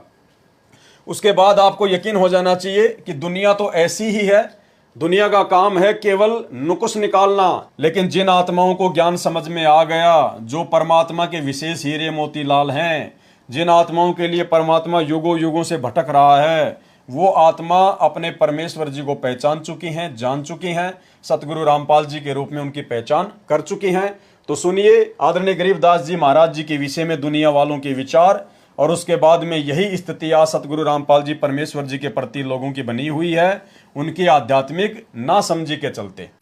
गुरु को अपना शिष्य प्यारा हो है, अगर कोई शिष्य हो तो इसलिए अपने हंस को निकालने की खातिर कितने दुख पाए, कोरडे खाए, बांदी बन गए, और हम नीच आत्मा फिर भी नहीं समझ पाते। फिर जब गुरु के रूप में कोई आता है संत, उसको फिर ऐसे ही व्यक्ति उसमें 100 कसूर और उसमें 100 प्रक्रिया उल्टी मानकर उसकी निंदा करके अपना कर्म और धर्म नष्ट कर जाते हैं। गरीबदास जी महाराज आए तब भी उसमें लोगों ने, हमारे जैसी नीच आत्माएं उस समय भी रही होंगी, पता नहीं उनके बारे में क्या क्या होगा। दुनिया को ठगता है, ऐसे करता है, गुमराह करता है, ये कहां से ज्ञान लिया, एक धोती कुर्ते वाला। आज उसी गरीबदास के आगे नाक रगड़ रगड़ के अपनी मन्नत पूरी की करवाई जा रही है। बंदी छोड़ कहते हैं कि अगर जब वो शरीर में थे, बंदी छोड़ की बातों पर विश्वास करके पूरी रूप से उसको परमात्मा स्वरूप मान लेते थे तो भगवान ही, लेकिन उस समय स्वीकार नहीं किया। उस समय स्वीकार कर लेते तो हम सतलोक में होते, तब तो हम सियाणे बने, होशियार बन गए, और यही कारण है चौथे युग में धक्के खा रहे। इसके अलावा भाइयों और बहनों, आदरणीय गरीबदास जी महाराज 12वें पंथ के संचालक थे, 12वें पंथ के संचालक। और दूसरी तरफ सतगुरु रामपाल जी परमेश्वर जी उसी 12वें पंथ में आगे चलकर 17 फरवरी 1988 को आए और सन 1994 से उन्होंने यथार्थ 13वां कबीर पंथ शुरू किया। यानी गरीबदास जी ने 12वें पंथ को शुरू किया और उसी 12वें पंथ में अपनी वाणी के अकॉर्डिंग कि 12वें पंथ हम ही चल आवें, सब पंथों को मिटाकर एक ही पंथ चलावें। 650 साल पहले कबीर जी ने धर्मदास जी से कहा था, कबीर सागर में लिखा हुआ है कि 12वें पंथ में हम ही चलावें। यानी गरीबदास जी के द्वारा जो 12वां पंथ चलाया जाएगा, उस 12वें पंथ में आगे चलकर मैं कबीर स्वयं ही आऊंगा और एक नया 13वां कबीर पंथ चलाऊंगा। तो 17 फरवरी 1988 को परम पूज्य परमेश्वर सतगुरु रामपाल जी एक आम भगत की भूमिका करते हुए और एक अच्छी आत्मा आदरणीय राम देवानंद जी को अपना मुंह बोला गुरु बनाते हुए इन्होंने 12वें पंथ में प्रवेश किया 17 फरवरी 1988 को। और सन 1994 से नाम दीक्षा देना शुरू करके इन्होंने यथार्थ 13वें कबीर पंथ को शुरू किया। तो भाइयों और बहनों, ये कुछ पॉइंट हैं जिन पॉइंटों को आधार बनाकर हम भगत आसानी से समझ सकते हैं कि वर्तमान में भक्ति मार्ग में सतगुरु रामपाल जी परमेश्वर जी की क्या भूमिका है। और जब तक हमें अपने गुरु जी पर संदेह होगा, जब तक हमें अपने गुरु पर शंका होगी कि क्या पता मेरे गुरु जी खुद परमात्मा है या नहीं है, क्या पता मेरे गुरु जी कबीर जी के द्वारा भेजे गए को संत हों, कबीर जी के दास हों, कबीर जी के प्रतिनिधि हों, अगर इस प्रकार की ऊंच नीच वाली भावना भगत के अंदर रहेगी, वो भगत कभी भी भक्ति मार्ग पर सफल नहीं हो पाएगा। क्योंकि भक्ति का मूल होता है सतगुरु। सतगुरु के बिना भक्ति नहीं चलती, सतगुरु के बिना भगत को काल आगे जाने का रास्ता नहीं देता। और सतगुरु की भूमिका केवल वही निभा सकता है जो काल से ऊपर होता है, जो अकाल होता है। और काल से ऊपर जो अकाल है वो स्वयं कबीर परमात्मा है, जो स्वयं ही सतगुरु का रूप धारण करके धरती पर प्रकट होता है। साहिब से सतगुरु भय, सतगुरु से भय संत, धर धर वेख विशाल अंग, वो खेल आदि और अंत। और परमात्मा कबीर जी स्वयं कहते हैं कि गुरु और गोविंद दो नहीं भाई, जो दो समझेगा वो दो जग में जाई। वो भगत भक्ति करते करते भी नरक में जाएगा। इसलिए भक्ति मार्ग में यदि हमने सफल होना है तो सतगुरु जो स्वयं ही कबीर परमात्मा होते हैं, हमने उनको कबीर परमात्मा के रूप में हृदय से स्वीकार करना पड़ेगा, अन्यथा हमारी भक्ति शुरू भी नहीं होगी, 2 कदम भी आगे नहीं चल सकती है। तो ये कुछ समानताएं थी आदरणीय गरीबदास जी महाराज जी के लीलामय जीवन में और सतगुरु रामपाल जी परमेश्वर जी के लीलामय जीवन में। इन समानताओं को देखकर आप जी को भली भांति यकीन हो जाना चाहिए कि हमारे गुरुदेव कोई सामान्य संत, सामान्य व्यक्ति या कबीर परमात्मा के कोई प्रतिनिधि नहीं है। ये स्वयं ही कबीर परमात्मा है, जो हम जीवों की चरम दृष्टि को धोखा देते हुए और काल के साथ आंख में चोली करते हुए इस कलयुग की बिचली पीढ़ी में 8 सितंबर 1951 को गांव धनाना, जिला सोनीपत, हरियाणा में स्वयं प्रकट हैं और परमेश्वर अपने मूल ज्ञान को जन जन तक पहुंचा रहे हैं, अपनी अच्छी आत्माओं को अपनी शरण में ले रहे हैं। तो अब हम भक्तों ने भी किसी प्रकार की भक्ति मार्ग पर कोई कमी नहीं छोड़नी चाहिए, जब हमें सतगुरु की पूर्णतया पहचान हो जाए। इसके अलावा भाइयों और बहनों, ये आदरणीय गरीबदास जी महाराज जी का संक्षिप्त जीवन परिचय लिखा हुआ है इसी भक्ति बोध पुस्तक में, जिसमें तीनों समय की आरतियां हैं। और आदरणीय गरीबदास जी महाराज जी का संक्षिप्त जीवन परिचय लिखते हुए इसमें क्या बताया गया है। महाराज गरीबदास जी का प्राकाट्य यानी कब वो प्रकट हुए, सन 1717 व विक्रमी संवत 1774 को बैसाख उतरते की पूर्णिमा के दिन ब्रह्म मुहूर्त में श्री बलराम जी के घर माता रानी की कोख से गांव छुडानी, जिला झज्जर, प्रांत हरियाणा में हुआ।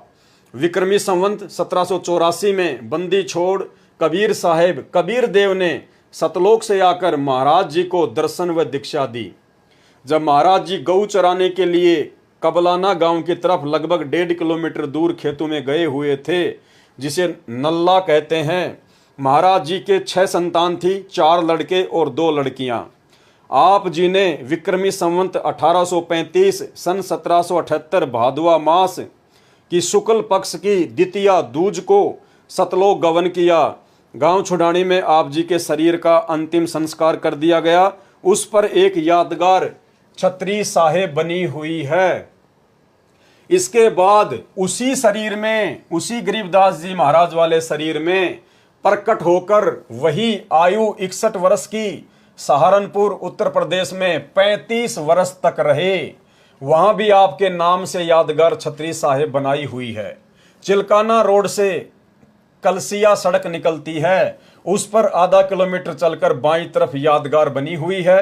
पास में ही श्री लालदास जी महाराज का प्रसिद्ध बाड़ा है, जो संसार में प्रत्यक्ष प्रमाण है कि परमात्मा बिना मां के भी शरीर में आ सकते हैं। जिस प्रकार गरीबदास जी महाराज जी सहारनपुर में प्रकट हुए बिना मां के शरीर के, तो इसी प्रकार परमात्मा कुछ भी कर सकता है। साहिब से सब होत है, बंदे से कुछ नाई, वो राई से पर्वत कर दे, फिर पर्वत से राई। इसलिए अपने गुरुदेव भगवान, अपने कबीर परमात्मा की किसी भी लीला पर भगत को कोई संदेह नहीं होना चाहिए, और भगत ने अपने गुरु के अलावा किसी और को परमात्मा के रूप में स्वीकार नहीं करना चाहिए। अब ये तो आपने पढ़ा आदरणीय गरीबदास जी महाराज जी का संक्षिप्त जीवन परिचय, और अब आप जी को सतगुरु रामपाल जी परमेश्वर जी का संक्षिप्त जीवन परिचय पढ़ाएंगे, क्योंकि ये भक्ति बोध पुस्तक में नहीं लिखा हुआ था। ये केवल साध संगति से जुड़े हुए सत्सेवक भाई बहनों ने जो नई भक्ति बोध पुस्तकें छपवाई हैं उनमें लिखा है। क्यों लिखा है? क्योंकि अब हमें सतगुरु रूप में आए हुए सतगुरु रामपाल जी परमेश्वर जी की पहचान हो चुकी है, और पहचान होने के बाद भगत केवल अपने गुरु की ही विशेष महिमा करेगा। तो अपने गुरुदेव भगवान की विशेष महिमा के अंतर्गत साध संगति से जुड़े हुए सत्सेवक भाई बहनों ने कुछ वाणियां लिखकर अपने गुरुदेव के चरणों में समर्पित करके और इस भक्ति बोध पुस्तक में लिखी हैं। पूर्ण परमेश्वर सतगुरु रामपाल जी भगवान का संक्षिप्त जीवन परिचय। 7 समुद्र की मसी करूं, लेखनी करूं बनराय, धरती का कागज करूं, गुरु गुण लिखा न जाए।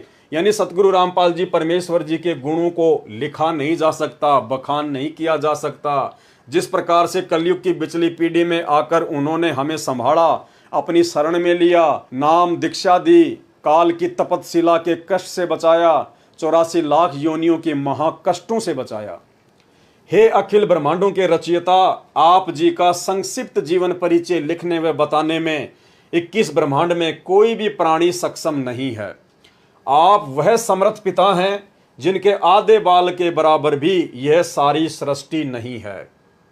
अतः संक्षिप्त जीवन परिचय शब्द के प्रयोग के लिए हम क्षमा प्रार्थी हैं, परंतु भाई बहनों को आपकी अंश मात्र जानकारी के लिए इस शब्द का प्रयोग करना मजबूरी वश लेना पड़ रहा है।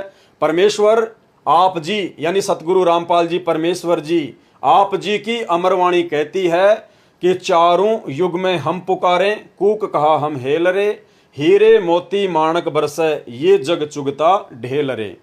अर्थात काल जाल से अपनी आत्माओं को चेताने व निज घर की जानकारी देने के लिए आप कबीर देव सत्य पुरुष सतगुरु रामपाल जी सतलोक से चलकर चारों युगों में स्वयं ही आते हैं। सतयुग में सत सुकृत ऋषि नाम से, त्रेता युग में मुनिंद्र ऋषि नाम से, द्वापर युग में करुणामय ऋषि नाम से, और कलयुग की प्रथम पीढ़ी में कबीर देव नाम से।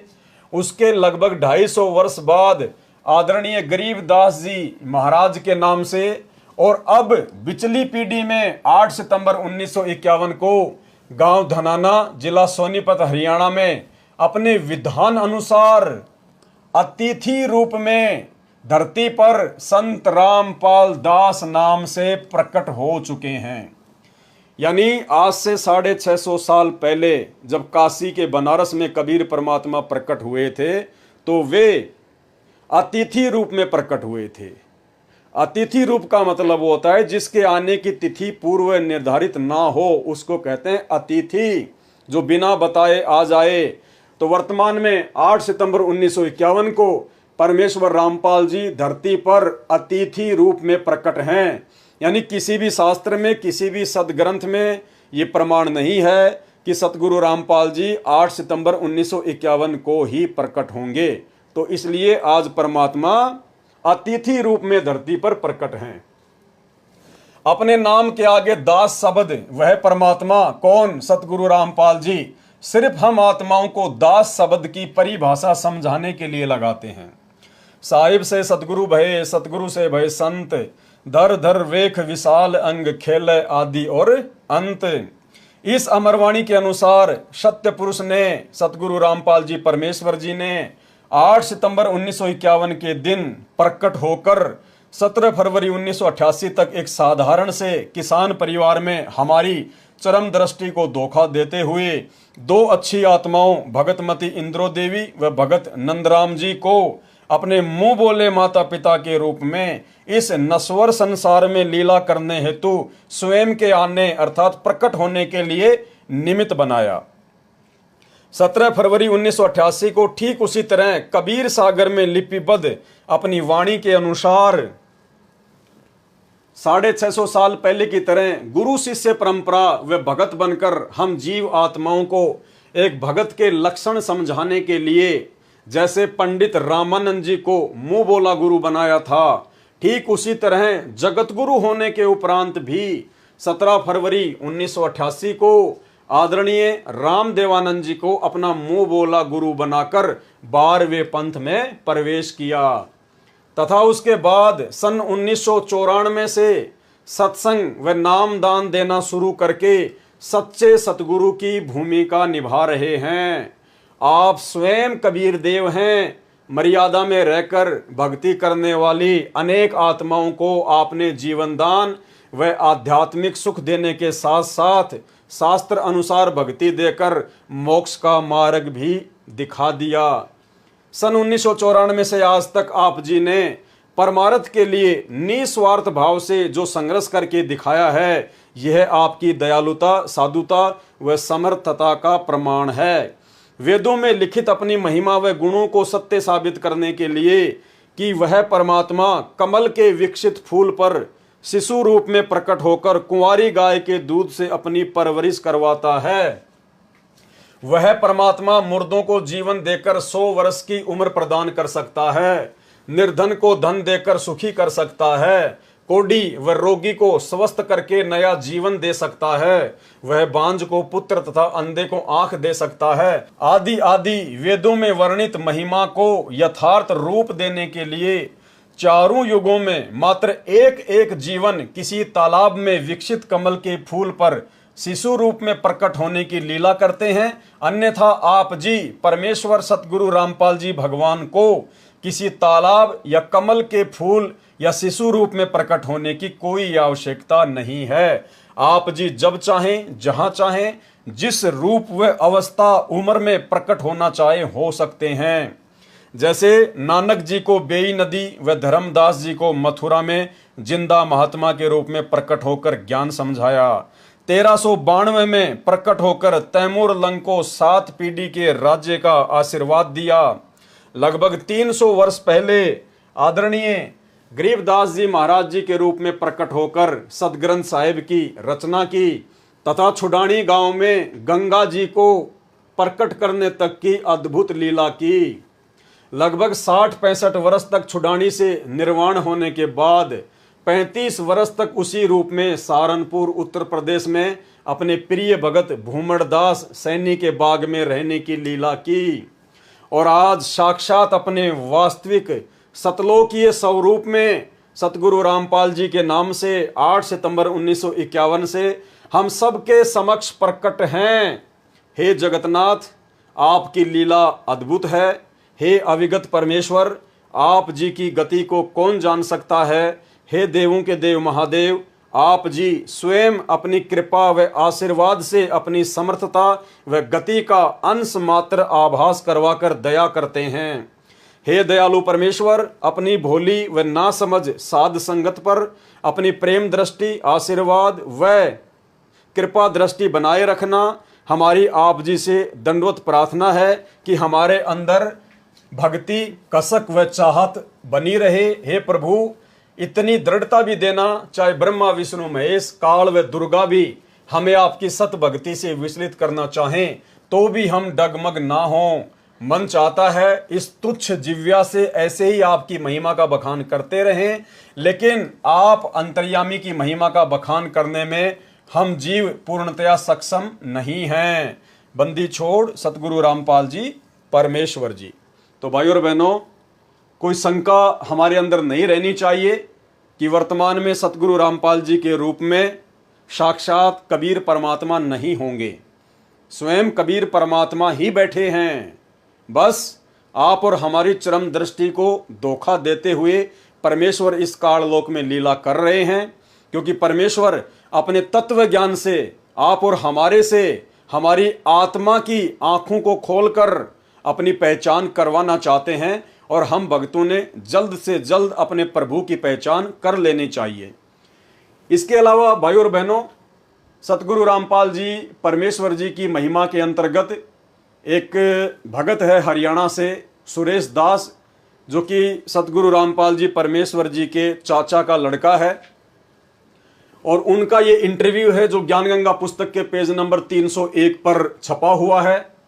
इस इंटरव्यू को पढ़ने के बाद भी आपकी आंखें खुलेंगी कि सतगुरु रामपाल जी परमेश्वर आप और हमारी तरह कोई हार्ड मास के शरीर वाले सामान्य व्यक्ति या सामान्य संत महात्मा नहीं है। ये सौद स्वरूपी राम है। ये जब चाहें जहां चाहें अपने भगत के लिए प्रकट हो सकते हैं, और वही अद्भुत लीला परमेश्वर ने श्री सुरेश जी के बच्चे के साथ में की। तो चलिए हम परमेश्वर की महिमा पढ़ते हैं, इससे भी हमारी को दृढ़ता मिलेगी। ये ज्ञानगंगा पुस्तक का पेज नंबर 301 है। 11,000 वोल्टेज के तार से छुड़वाना, यानी 11,000 वोल्टेज की जो लाइन होती है बिजली की, यदि व्यक्ति उससे टच हो जाए तो व्यक्ति का जीना मुश्किल होता है, जीना मुश्किल। और यदि किसी प्रकार से वो जी भी गया तो पूरा जीवन खाट पर व्यतीत करता है, खाट पर। 11,000 वोल्टेज की लाइन तो 1 फुट से आदमी को खींच लेती है। मैं भगत सुरेश दास, पुत्र श्री चांदराम, निवासी गांव धनाना, जिला सोनीपत, जो कि फिलहाल शास्त्री नगर रोहतक हरियाणा का निवासी हूं। सतगुरु जी से नाम उपदेश लेने से पहले मेरे घर की आर्थिक स्थिति बहुत कमजोर थी। परिवार का कोई भी ऐसा सदस्य नहीं था जो कि कभी बीमार न रहता हो। मेरी पत्नी को भूत प्रेत बहुत ही ज्यादा परेशान करते थे। इतना कष्ट रहने के बावजूद हम देवी देवताओं की बहुत पूजा करते थे तथा मेरी हनुमान जी में बहुत ज्यादा आस्था थी। लेकिन घर में संकट पर संकट आते जा रहे थे, किसी भी काम में बरकत नहीं हो रही थी। पूर्ण परमात्मा सतगुरु रामपाल जी महाराज जी मेरे परिवार के होने के कारण हम उनको पूर्ण परमात्मा नहीं मान पाए, क्योंकि भाइयों और बहनों, जाहिर सी बात है, हरियाणा में कहावत है कि घर का जोगी जोगना, बाहर का जोगी सिद्ध, और दीपक तले हमेशा अंधेरा ही रहता है। तो सुरेश जी कह रहे हैं कि सतगुरु रामपाल जी मेरे परिवार से होने के कारण हम उनको परमात्मा नहीं मान पा रहे थे, हम उनको एक संत भी नहीं मान पा रहे थे, जिसका खामियाजा हमें कई वर्षों तक झेलना पड़ा।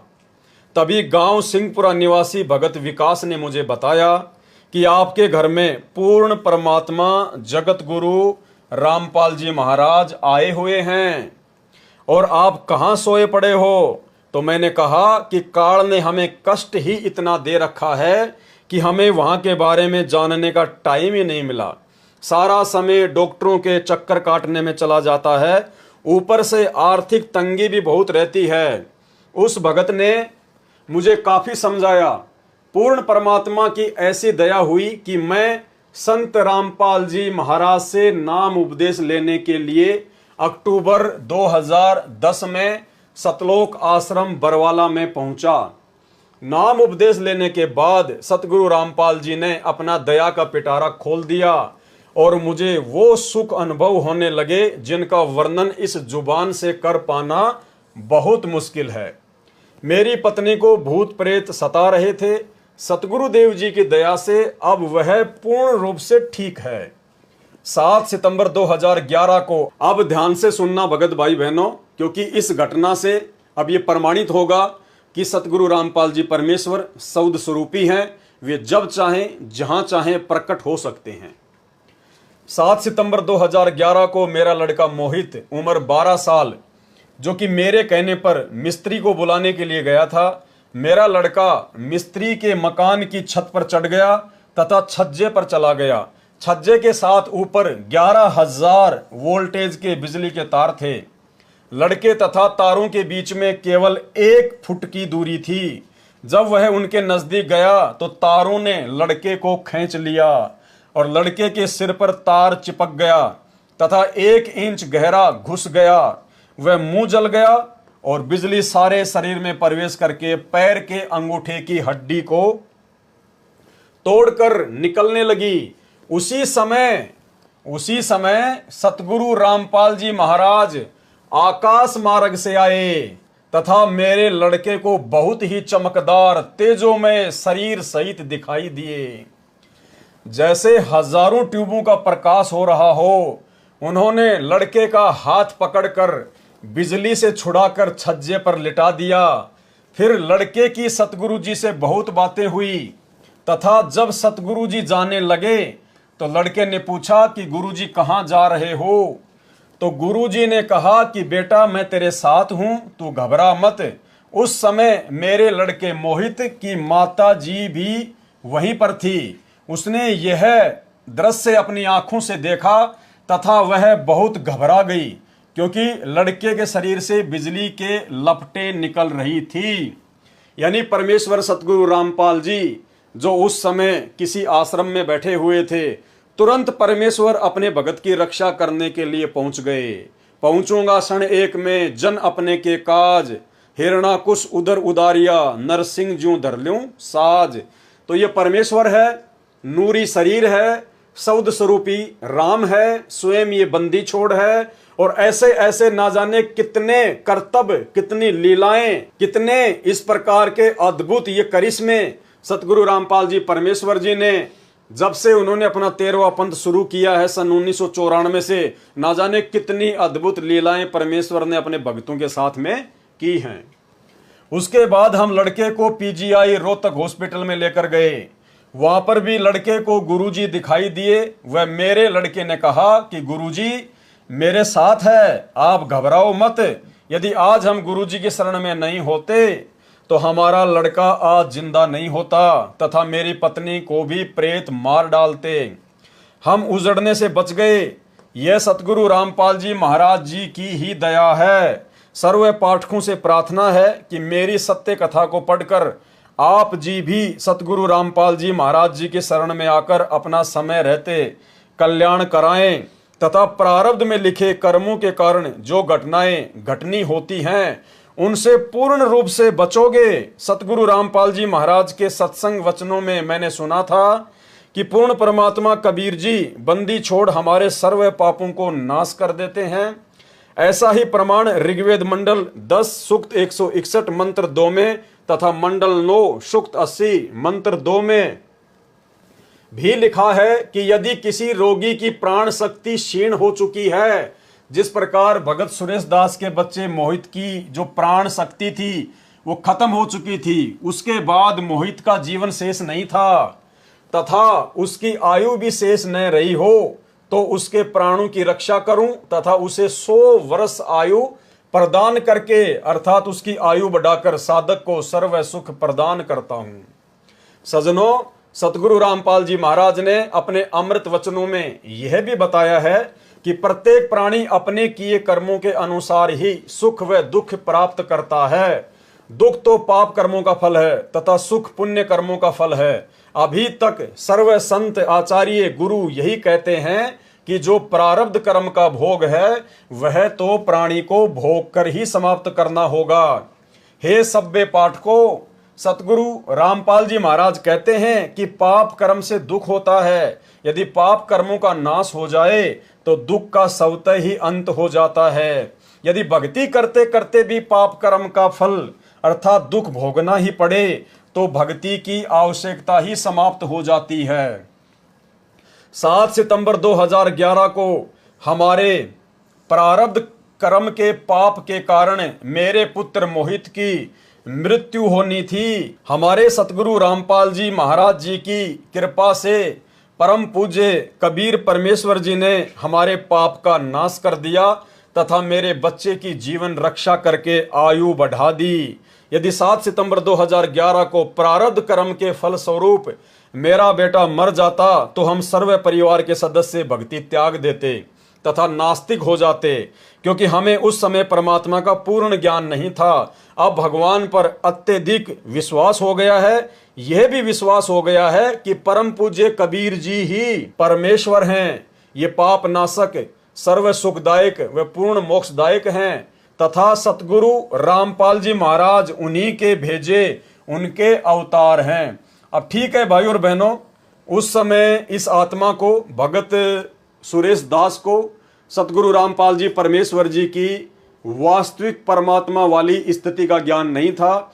इसलिए ये कह रहे हैं कि कबीर परमात्मा ने सतगुरु रामपाल जी को भेजा है, अर्थात इन्होंने संत रामपाल जी को कबीर जी का भेजा हुआ अवतार यहाँ पर जो है वो बताया है। लेकिन ऐसा नहीं है। आप जी को धीरे धीरे सब कुछ समझ में आ रहा होगा और आगे भी आ जाएगा कि परमेश्वर के अवतार की भूमिका कोई नहीं कर सकता। अवतार केवल काल भेजता है। 21 ब्रह्मांड का स्वामी ज्योति निरंजन अपने अंश अवतार उत्पन्न करता है। कबीर परमेश्वर को अंश अवतार उत्पन्न करने की आवश्यकता नहीं होती, क्योंकि वे समर्थ हैं और स्वयं ही धरती पर आकर अपनी आत्माओं को अपने मुख कमल से सच्चिदानंद घन ब्रह्म की वाणी के द्वारा यानी अपने मुख कमल से परमेश्वर वाणियां उच्चारित करके अपने तत्व ज्ञान का प्रचार प्रसार करते हैं। अतः आप जी से पुनः प्रार्थना है कि अविलंब सतलोक आश्रम बरवाला में पहुंचें तथा उपदेश लेकर कल्याण कराएं। आप जी से प्रार्थना करने का मेरा उद्देश्य यह है कि मेरे जैसे दुखिया बहुत हैं, मेरी उपरोक्त आत्म कथा को पढ़कर विचार करके वे भी मेरे की तरह संकटों का निवारण करा सकेंगे तथा ही हो सकेंगे। ये संसार समझदा नाही, कहंदा शाम दोपहरे नू, गरीब दास ये वक्त जात है, रोवोगे इस पहरे नू। अब भाई और बहनों, इस वीडियो में अभी तक आपके सामने जितनी भी बातें रखी गई हैं, जितने भी आपको उदाहरण दिए गए हैं, ये सभी उदाहरण देने का केवल मकसद यही है कि हम अपने पूज्य गुरुदेव को परमात्मा के रूप में स्वीकार कर लें। और जब तक हम अपने गुरु को ही कबीर साहिब के रूप में स्वीकार नहीं करेंगे, और गुरु को कबीर साहिब के रूप में स्वीकार करने का मतलब है कि जब आप अपने गुरु की पहचान कर लेते हो तो उसके बाद आपने ये दाढ़ी मूंछ वाली जो कबीर जी की काल्पनिक फोटो है, आपने इस फोटो को पूजना बंद करना होगा। आपने जून के महीने में इस फोटो का कबीर प्रकट दिवस मनाना छोड़ना होगा।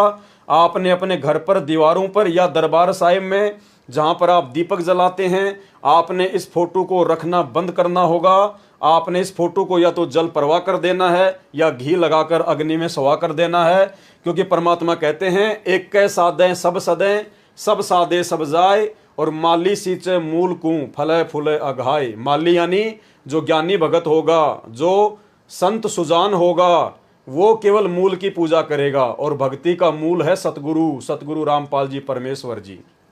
तो आप सभी भाई बहनों को ये बात अपने दिल में दृढ़ता के साथ में बैठा लेनी चाहिए कि वर्तमान में इस ज्योति निरंजन के 21 ब्रह्मांड में सतगुरु रामपाल जी के अलावा दूसरा कोई कबीर भगवान, दूसरा कोई कबीर परमात्मा कहीं भी नहीं है। और यदि कहीं होगा तो वो भी सतगुरु रामपाल जी परमेश्वर जी का ही रूप होगा, क्योंकि ये परमात्मा अनंत कलाओं के स्वामी हैं। ये चाहे जितने रूप बना सकते हैं। जब काल अपने 1000 रूप बना सकता एक ही समय में, अक्सर पुरुष एक ही समय में 10,000 रूप बना सकता है, तो सतगुरु रामपाल जी परमेश्वर जी तो अनंत कोटि कलाओं के स्वामी हैं। ये तो प्रत्येक आत्मा के साथ में अपने अरबों खरबों रूप बनाकर एक ही समय में खड़े हो सकते हैं। और ये सारी बातें इतनी दृढ़ता के साथ में आप सभी भाई बहनों को बताने का केवल यही मकसद है, क्योंकि अब हम जब आगे भक्ति बोध के खुलासे पर जाएंगे, जो सतगुरु रामपाल जी परमेश्वर जी ने अपने कर कमलों से यथार्थ भक्ति बोध नामक पुस्तक में हमें लिख कर दिया हुआ है, जिसके ऊपर अब हम वीडियो बनाने जा रहे हैं, वो भक्ति बोध और भक्ति बोध का सरलार्थ भाई और बहनों यदि हमने समझना है तो आपने अपने गुरु को परमात्मा मानना पड़ेगा, सतगुरु रामपाल जी को बंदी छोड़ मानना पड़ेगा। और यदि आप चाहते हैं कि भक्ति बोध के खुलासे के अंतर्गत वो सूक्ष्म ज्ञान मेरे दिमाग में समाए, मेरे अंतःकरण में समाए, जिससे कि मैं सतगुरु रामपाल जी भगवान का मैं प्रिय भगत बन सकूं, उनके हृदय में उनके चरणों में मेरे लिए कोई जगह बन पाए, तो उसके लिए भाई और बहनों आपने अपने गुरु को ही परमात्मा मानते हुए, क्योंकि गुरु ही परमात्मा है। कबीर मार्ग में काल की भक्ति में गुरु परमात्मा नहीं होता, काल तक की भक्ति में गुरु अलग होता है, परमात्मा अलग होता है। केवल कबीर परमेश्वर की भक्ति में, और कबीर परमेश्वर की भक्ति में भी केवल उनके यथार्थ 13वें कबीर पंथ में ही गुरु स्वयं ही परमात्मा होता है। अन्य नकली जो कबीर पंथ है उनमें गुरु अलग हैं और कबीर जी तो फिर अलग हैं ही उनके लिए। लेकिन इस यथार्थ सत भक्ति युक्त 13वें कबीर पंथ में, जिसका संचालन स्वयं कबीर परमात्मा सतगुरु रामपाल जी ने सन 1994 में धरती पर प्रकट होकर किया है, इस मार्ग में कबीर परमात्मा स्वयं ही सतगुरु की भूमिका करते हैं, स्वयं ही ये गुरु हैं, स्वयं ही ये परमात्मा हैं। साहिब से सतगुरु भय, सतगुरु से भय साध, ये तीनों अंग एक हैं, गति कुछ अगम अगाध। तुम साहिब तुम संत हो, तुम सतगुरु तुम हंस, और गरीब दास तेरे रूप बिना और न दूजा अंश। परमात्मा स्वयं ही लीला कर रहे हैं। और जब तक हमें इतनी दृढ़ता नहीं आएगी तो भाई और बहनों हम भक्ति नहीं कर पाएंगे, हम भक्ति मार्ग पर एक कदम भी आगे नहीं बढ़ पाएंगे, हमारी भक्ति चलेगी नहीं। जब तक हम अपने गुरु को परमात्मा नहीं मानेंगे हमारी भक्ति चलेगी ही नहीं, और ना ही हमारे को आगे भक्ति बोध का सरलार समझ में आएगा। तो अब कल रात्रि 9 बजे हम जो वीडियो बनाने जाएंगे वो भक्ति बोध के सरलार्थ से शुरू होगा। अभी तक तो आपने केवल आदरणीय गरीबदास जी महाराज जी की जीवन लीला पढ़ी, और उससे पहले सतगुरु रामपाल जी परमात्मा ने जो भक्ति और साधना के विषय में जो मोटी मोटी बातें हमें बताई है, जो भक्ति बोध के खुलासे से पहले आप और हमारे लिए जानना बहुत ही जरूरी था। तो अभी तक ये जो भी 2-3 वीडियो बने हैं ये तो भक्ति बोध के खुलासे से पहले आप और हमारे अंतःकरण में ये बात दृढ़ता के साथ में समा जाए कि हाँ, जो भक्ति हम वर्तमान में कर रहे हैं यही भक्ति है, इसके अलावा सृष्टि में दूसरी कोई मोक्ष की भक्ति नहीं। और जो सतगुरु हमें सतगुरु रामपाल जी के रूप में आज मिले हैं, जिनकी हम शरणागत हैं, इनके अलावा दूसरा कोई कबीर भगवान नहीं, कोई कबीर परमात्मा नहीं। और अब हमने अपने गुरु जी के प्रत्येक वचन पर ब्लाइंड फेथ कर लेना चाहिए, अंधविश्वास कर लेना चाहिए। दुनिया भोके तो भोके, दुनिया जो मर्जी बोले हमारे बारे में या हमारे पूज्य गुरुदेव भगवान के बारे में, क्योंकि दुनिया तो बावड़ी है। भगत को दुनिया पागल नजर आती है ज्ञान आधार से, और जगत को भगत पागल नजर आता है उस जगत वाले भाई बहनों की अज्ञानता के चलते। तो भाई और बहनों अब हमने आगे बढ़ना है, पीछे नहीं मुड़ना है, क्योंकि परमात्मा कहते हैं सिंह सूरमा और कोयल के बच्चे और संत ये हमेशा आगे को बढ़ते हैं, ये कभी बैक नहीं होते। सिंह सूरमा शेर हैं गरजे और गाजे, बाकी दुनिया तो भेड़ हैं बिदके और भाजे। तो ना हमने कोई लोक लाज में फंसना है, ना हमने अपने अंदर मान बढ़ाई राग द्वेष ईर्ष्या का रोग पैदा करना है। हम साधक हैं, हमें समझ में आ गया कि बड़ी मुश्किल से बिल्ली के भाग से ये छीका टूटा है, हमें कलयुग की पिछली पीढ़ी में परमात्मा की शरण प्राप्त हुई है, ये मोक्ष का प्राइम टाइम है। अगर इस समय हम दृढ़ रहकर भक्ति मार्ग पर लगे रहे, टिके रहे, अपने गुरुजी के प्रत्येक वचन पर आंख बंद करके विश्वास करते रहे, प्रत्येक मर्यादा का उनके वचन का दृढ़ता के साथ में पालन करते रहे, तो इसी जन्म में हमारा बेड़ा पार है। और यदि इस जन्म में हम अपनी किसी भी नासमझी, लोकलाज, शर्मा शर्मी, दबाव, प्रेशर या गलती के कारण रह गए, हमारा पैर भक्ति से फिसल गया, तो भाइयों और बहनों फिर परमात्मा कहते हैं सतगुरु विमुखा युग युग रोवे, फिर ना जाने कितने जन्म लेने पड़ेंगे, कहाँ कहाँ धक्का खाना पड़ेगा। आज हम सारी प्रोसीजर को पार करके इस समय में आए हुए हैं, और यदि पैर फिसल गया तो जो भक्ति आज हमने कर ली है, इस भक्ति का इतना जबरदस्त फल मिलेगा, हजारों युगों तक तो हम ब्रह्मलोक में रहेंगे, फिर स्वर्ग में रहेंगे, फिर ना जाने ब्रह्मा विष्णु महेश बनेंगे। परमात्मा कहते हैं ये काल फिर तुम्हारे को शिखर में टांग देगा, फिर धरती पर पटकेगा, राजा महाराजा बनाएगा, पूरी पृथ्वी का राजा बनाएगा। कभी हम मानधाता राजा बनेंगे, कभी श्री रामचंद्र बनेंगे, कभी हम लोग विश्वामित्र बनेंगे, कभी हम दुर्वासा बनेंगे, और फिर 84 लाख योनियों में धक्के खाते खाते फिर इस कलयुग की बिचली पीढ़ी में ना जाने किस युग युगांतर के बाद हम इसी घसियारे वाली, निर्धन व्यक्ति वाली, हैंड टू माउथ व्यक्ति वाली स्थिति में आएंगे, और ना जाने फिर उस कलयुग की बिचली पीढ़ी में वो परमात्मा हमें संभाले ना संभाले, मनुष्य जन्म दे ना दे, क्योंकि ये आप और हमारे हाथ की बात नहीं है कि हम इस परमात्मा को जब चाहे हम इसको पकड़ लेंगे। ये तो स्वयं परमात्मा की रजा होती है, उनकी विशेष मेहर होती है। वरना वर्तमान में हमें जो कलयुग की बिचली पीढ़ी में ये मनुष्य जन्म प्राप्त है, ये कोई योग या संयोग नहीं है, ये परमेश्वर जी के द्वारा जबरदस्ती जोड़ा गया महासंयोग है। अरे कलयुग की बिचली पीढ़ी, उसमें हमें मनुष्य जन्म और सतगुरु रामपाल जी का भी वर्तमान समय में आना, उसके बाद 8 अरब की जनसंख्या में से हमें अपनी शरण में लेना, शरण में लेके साध संगति से जोड़ना। आज भक्ति और भगवान के प्रति हमारे को इस कदर इतना ज्ञान होना, साध संगति से जुड़ के गुरु जी के प्रति इतना दृढ़ होना, इस फोटो को अपने घर से और दरबार से निकाल कर गुरु जी को अपने हृदय में बैठाना, घर को आश्रम बनाना, ज्ञान को आधार बनाना, ये कोई सामान्य बात नहीं है भाइयों और बहनों। अब यदि पैर फिसल गया तो भैया फिर ना जाने कब संभालेगा परमात्मा। कल्प युग बीत जाएंगे, कल्प युग, कष्टों पे कष्ट, फिर उम्मीद ना करना कि ये परमात्मा फिर से ऐसा मौका दे देगा।